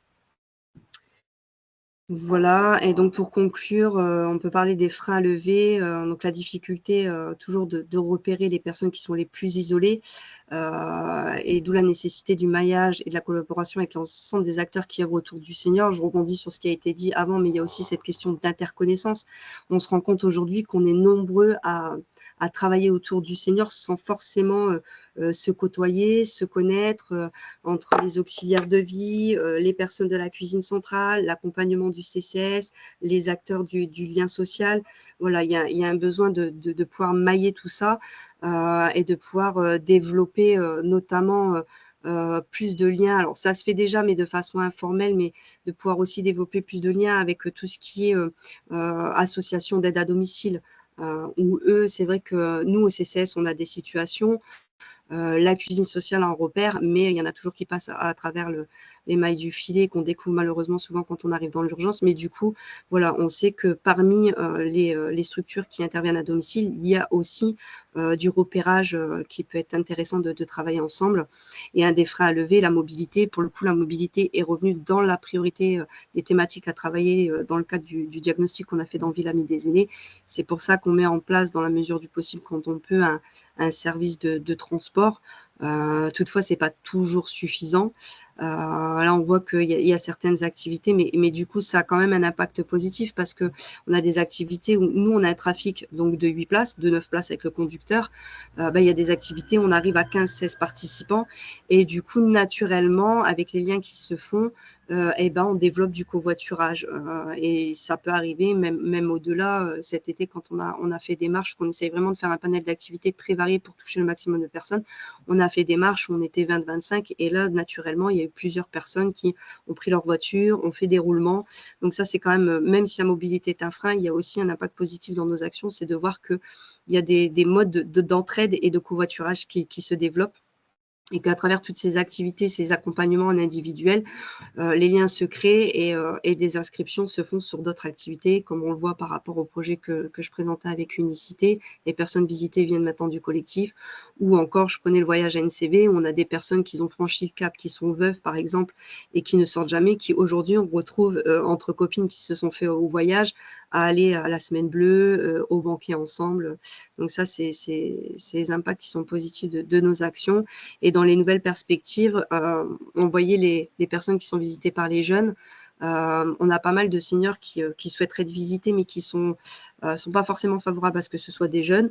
Même si dans le cadre de Ville Amie des Aînés, on doit lutter contre l'agisme. Voilà, il y a des personnes qui sont encore réticentes et qui ne veulent pas forcément, mais qui voudraient des personnes âgées. Donc, on travaille aujourd'hui avec le centre social à essayer de développer un réseau de personnes relais où là, on aurait des bénévoles adultes et seniors qui pourraient rendre visite ou passer des appels téléphoniques. Donc ça, c'est un projet qui est en cours et qui devrait voir le jour dans les mois à venir.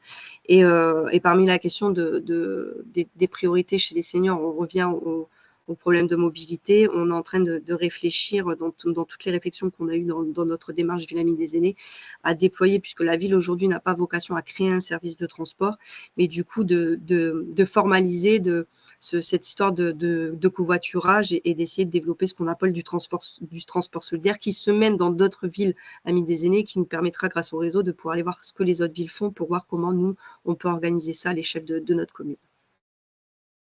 Voilà, j'ai terminé. Eh bien, merci aussi Céline pour cette présentation. Et merci de nous avoir partagé cette petite vidéo. Je trouve que c'est toujours très impactant d'avoir aussi le témoignage toujours des bénéficiaires de vos actions. Merci encore pour ça. J'invite tous nos intervenantes peut-être, parce que j'ai quelques questions pour clôturer le webinaire, pour avancer vers jusqu'à 16 heures à vous poser. Voilà, merci pour vos caméras. Deux questions qui sont arrivées dans le chat donc pour Valérie. Alors, la première est la suivante. Est-ce que la cité éducative d'Amiens est mobilisée donc, dans votre projet? Et je pose la deuxième question. Est-ce que parmi les participants au matinal, il y a une diversité d'acteurs issus de la santé, de l'éducation populaire, etc.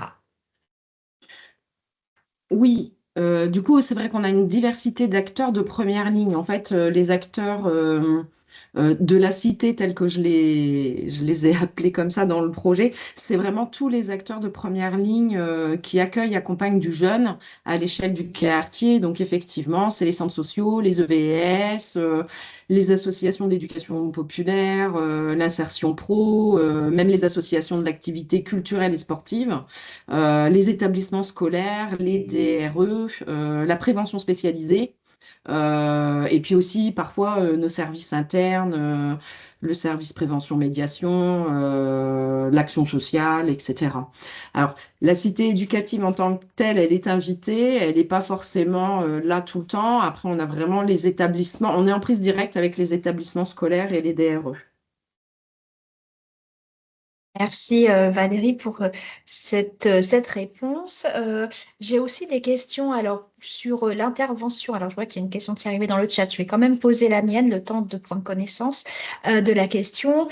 Pour Anne Bacquelang de Saint-Quentin en Yvelines, la question était de savoir comment les personnes, les aidants familiaux arrivent jusqu'à vous. Parce qu'on a bien vu à travers les différentes présentations, la question aussi du repérage de ces personnes isolées. Parce que justement, par définition, elles sont isolées, donc elles manquent parfois de liens sociaux ou voilà. Comment vous arrivez à les identifier? Comment elles arrivent jusqu'à vous? Ou comment vous arrivez à les identifier dans le cadre de ce programme? Oui, ben on sait de capter les aidants, c'est pas la chose la plus aisée. Alors, il y a plusieurs façons, en fait. Le bouche à oreille fonctionne assez bien entre les personnes concernées qui repèrent autour d'elles un proche aidant aussi qui s'ignore, les professionnels, les représentants d'usagers qui sont en contact avec les personnes qui sont touchées par une maladie. Je pense aux services médico-sociaux, par exemple, dans le groupe de travail. Je ne l'ai pas précisé, mais on a le pôle autonomie territoriale qui est un clic de Nuvette 3, une équipe médico-sociale, un service de soins infirmiers à domicile, les services d'aide à la personne, les représentants des communes, donc essentiellement les CCAS, les représentants d'usagers, ça j'en ai parlé un petit peu. Voilà, il y a la Fondation Anne de Gaulle hein, qui qui développe un projet sur le territoire pour les personnes en situation de handicap, les ESAT. Enfin, on a vraiment un grand nombre de partenaires qui relaient l'information et qui surtout sont ambassadeurs en fait, hein, qui peuvent accompagner après avoir repéré une personne en difficulté ou après avoir euh, échangé, peuvent orienter, informer en disant voilà ce qui existe, allez tester, allez voir. Donc ça repose beaucoup effectivement sur le relais, parce que nous, on n'est pas en prise directe avec les habitants. Mais après, une fois que les personnes sont rentrées dans le cercle, on voit bien que le bouche à oreille fonctionne aussi, parce qu'elles peuvent venir accompagner la fois d'après, et puis le cercle s'agrandit comme ça au fur et à mesure.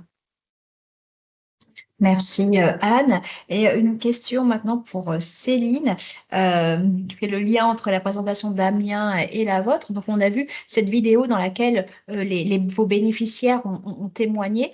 Moi, je m'étais interrogée en regardant sur cette vidéo, alors bien que ce n'est pas le public cible hein, de votre action, mais quels sont les retours des jeunes qui ont justement, du mois de mai à octobre, de octobre à mai, on fait ces visites chaque semaine auprès des personnes, autant ce qu'elles en ressortent dans leur relation avec la personne visitée que pour elles-mêmes en tant que jeunes. Est-ce que vous les avez aussi interrogées de la même façon que vos bénéficiaires?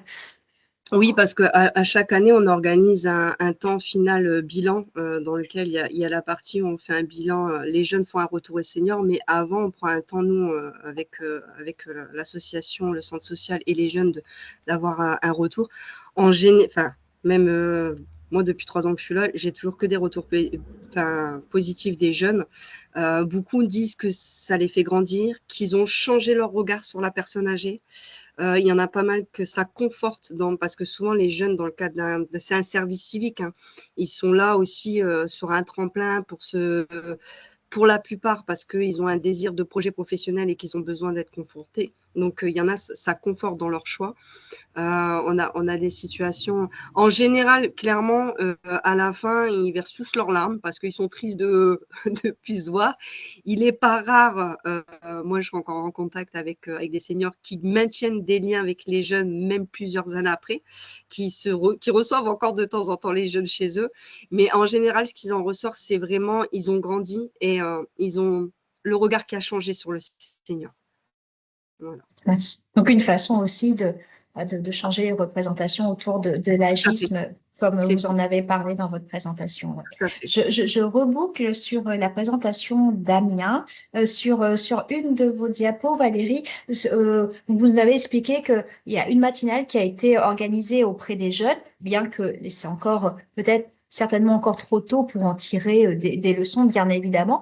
Mais alors, si j'ai bien compris, vous avez quand même pu mobiliser 160 jeunes sur cette matinale.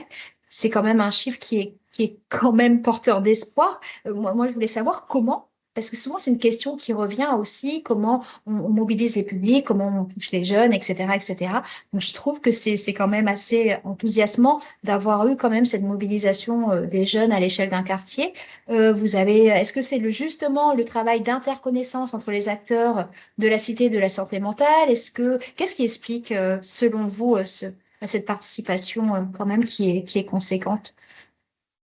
Oui, il y a plusieurs facteurs qui peuvent expliquer ça et c'est d'ailleurs un des points de levier que j'ai identifié dans l'analyse. C'est aussi la capacité du référent local à mobiliser,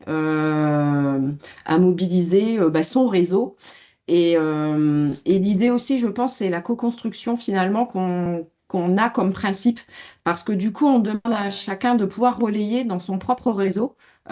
Et donc, du coup, on a une mobilisation forcément qui est décuplée du fait d'utilisation des réseaux des uns et des autres, en fait. Je ne sais pas si ça répond du coup Oui, ça à la nous apporte en question. tout cas des éléments pour justement peut-être pour les autres villes ou les autres acteurs qui nous écoutent, parce que comme je le disais dans mon propos, c'est vraiment une interrogation qui est majeure, le fait de proposer des actions, mais aussi de faire participer, que les publics concernés puissent être aussi présents dans ce qui est proposé. Très bien. Peut-être une question suivante pour vous trois intervenantes sur le lien social.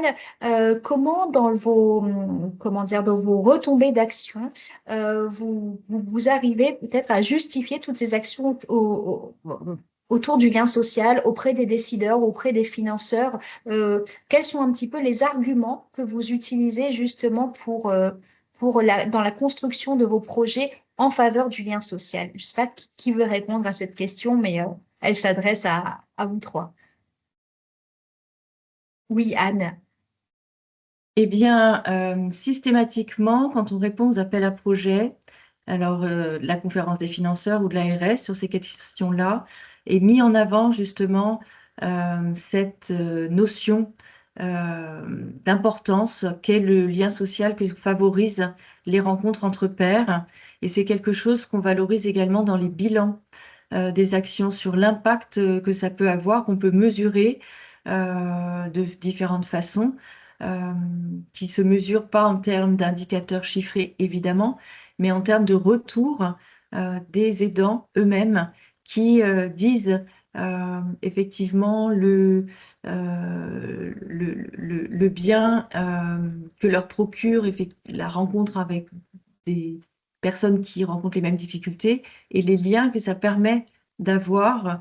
Je pense à aussi des personnes, par exemple, qui ont accompagné, qui ont participé aux actions, qui ont trouvé dans le groupe voilà, une dynamique, une convivialité qui peut se maintenir même quand le proche, par exemple, est décédé et qu'il ne se retrouve subitement plus dans cette fonction d'aidant. Et il continue, parce que le lien créé et maintenu, de venir, de participer le temps qu'il le souhaite. Des fois, ça dure jusqu'à 1 an, même plus, des fois moins. Tout dépend voilà, du besoin de la personne. En tout cas, ça, c'est quelque chose qu'on valorise et qui est entendu, remarqué en tout cas par les financeurs qui financent le programme. Si, je ne sais pas si vous souhaitez, Valérie ou Céline, apporter des éléments complémentaires ou pour alimenter cette réponse. Oui, je sais pas Je si laisse Valérie, je vois oui. qu'elle a dégainé avant moi le. Ah bah allez-y. Allez, Périté. Du coup, je ne savais pas. Comment dire, les argumentaires, bah, nous, il est assez simple en fait, hein. Enfin, en tous les cas, on s'est basé aussi sur les recommandations, c'est-à-dire sur le fait que le lien social est vraiment protecteur pour la santé mentale et qu'il fallait le mettre en œuvre aussi à l'échelle des milieux de vie des jeunes en fait. Et j'ai pas eu vraiment de difficultés, ni de la part des financeurs là-dessus, ni des acteurs d'ailleurs à se mobiliser sur le projet. Je pense que ça a été assez facilitant. Merci Valérie et Céline alors. Moi, pour le coup, c'est pas compliqué parce que il y a une réelle volonté politique à l'Unplage en faveur du lien social, de la lutte contre l'isolement. Il y a une volonté de se dire, on a un peu de moyens à l'Unplage, on se le cache pas, donc on ne va pas chercher de financement, mais on laisse le centre social aller chercher les financements, qui elle est une association, même si l'écriture des projets se fait en binôme et les actions sont déployées en commun. Le seul financeur, enfin le seul appel à projet que je réponds, c'est dans le cadre de notre signature avec le département de la Convention de lutte contre l'isolement, où je vais chercher des financements une fois par an sur, ça s'appelle Culture aux fenêtres, dans l'idée de s'appuyer sur la culture en tant que vecteur de lien social pour déployer notamment des activités au cœur d'une résidence ici de seniors qui vivent en autonomie. C'est pas du tout ni un béguinage, ni un EHPAD, mais vraiment des seniors dans lequel il y a une salle d'animation au rez-de-chaussée que nous louons au CCS pour faire la majorité de nos animations. Et on s'est rendu compte que même si on était au cœur d'une résidence, on touchait très peu les résidents qui vivaient au-dessus de cette salle. Donc, on a été chercher des financements culture aux fenêtres et l'impact est qu'avec ces activités, du coup, qu'on fait l'été, au cœur, à l'extérieur de notre salle, au cœur de la résidence, vraiment sous les fenêtres, c'est culture sous fenêtre. L'impact, il se voit et il se justifie facilement. C'est qu'aujourd'hui, on a plusieurs seniors qui maintenant viennent dans nos activités et même qu'il y a des seniors qui sont en perte d'autonomie et qui ont pu, sur leur balcon ou ne serait-ce que pouvoir bénéficier d'une animation parce qu'ils sont descendus en bas et que c'est plus facile de regarder par la fenêtre, descendre, voir du coin que de rentrer dans la salle. Et aujourd'hui, on les voit maintenant dans nos animations. Mais sinon, mon principal financeur, c'est la collectivité avec une réelle volonté politique et un peu de moyens. Donc, ça facilite les choses. Oui, c'est vrai, et c'est ce qu'on avait aussi échangé lors de notre échange préparatoire. Le fait, bien évidemment, comme pour beaucoup d'actions, le fait d'avoir effectivement un soutien politique en interne était vraiment un levier. Et on a aussi parlé beaucoup dans la présentation de Anne et la vôtre aussi, mais on ne pourra pas s'étendre sur aussi l'aspect des mobilités, le fait d'avoir des transports pour pouvoir se rendre sur les services, les activités qui sont proposées, bien souvent. Après, l'entraide aussi permet de répondre à ce besoin, mais c'est aussi peut-être, quand on parle de lien social, pouvoir aussi avoir cette prise de recul et aussi interroger ce qui peut aussi faire barrière au lien social et peut-être de façon moins évidente, mais on a bien vu aussi que les mobilités, parce qu'on en a aussi beaucoup parlé dans notre échange, c'est pour ça que je me permettais de souligner aussi cet aspect-là.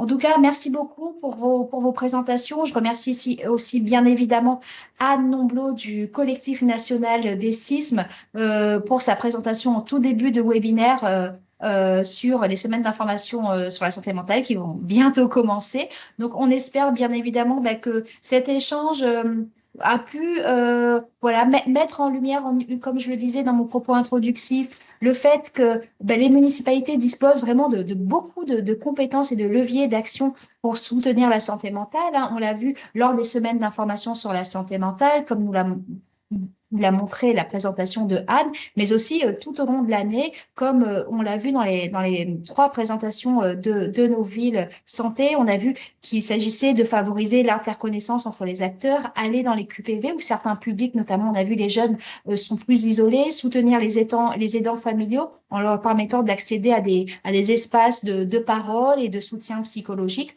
ou encore en allant vers les personnes âgées en activant, on n'en a pas beaucoup parlé, mais en activant aussi le lien intergénérationnel, on a vu que c'était aussi des actions qui allaient être pas mal proposées pendant cette édition 2025 des sismes entre effectivement les écoles et les EHPAD, et on l'a vu aussi à travers la présentation de Louis Plage. Et pour finir et clôturer ce webinaire, je dirais que la santé mentale et le lien social doivent vraiment être au cœur des priorités, et que les prochaines élections municipales, en tout cas pour les villes, pour les EPCI, sont aussi l'occasion de les inscrire en tant que telles pour pouvoir justement construire des territoires plus solidaires, plus inclusifs et plus attentifs au bien-être de toutes et tous. Donc, encore une fois, merci à tous pour votre présentation. Merci aux intervenants.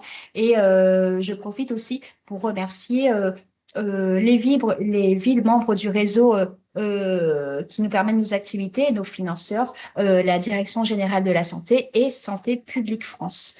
Bonne fin d'après-midi à tous. Nous allons nous arrêter là, et bonne semaine d'information sur la santé mentale, et à bientôt. Au revoir. Merci, au revoir. Merci. Merci. Au revoir. Au revoir.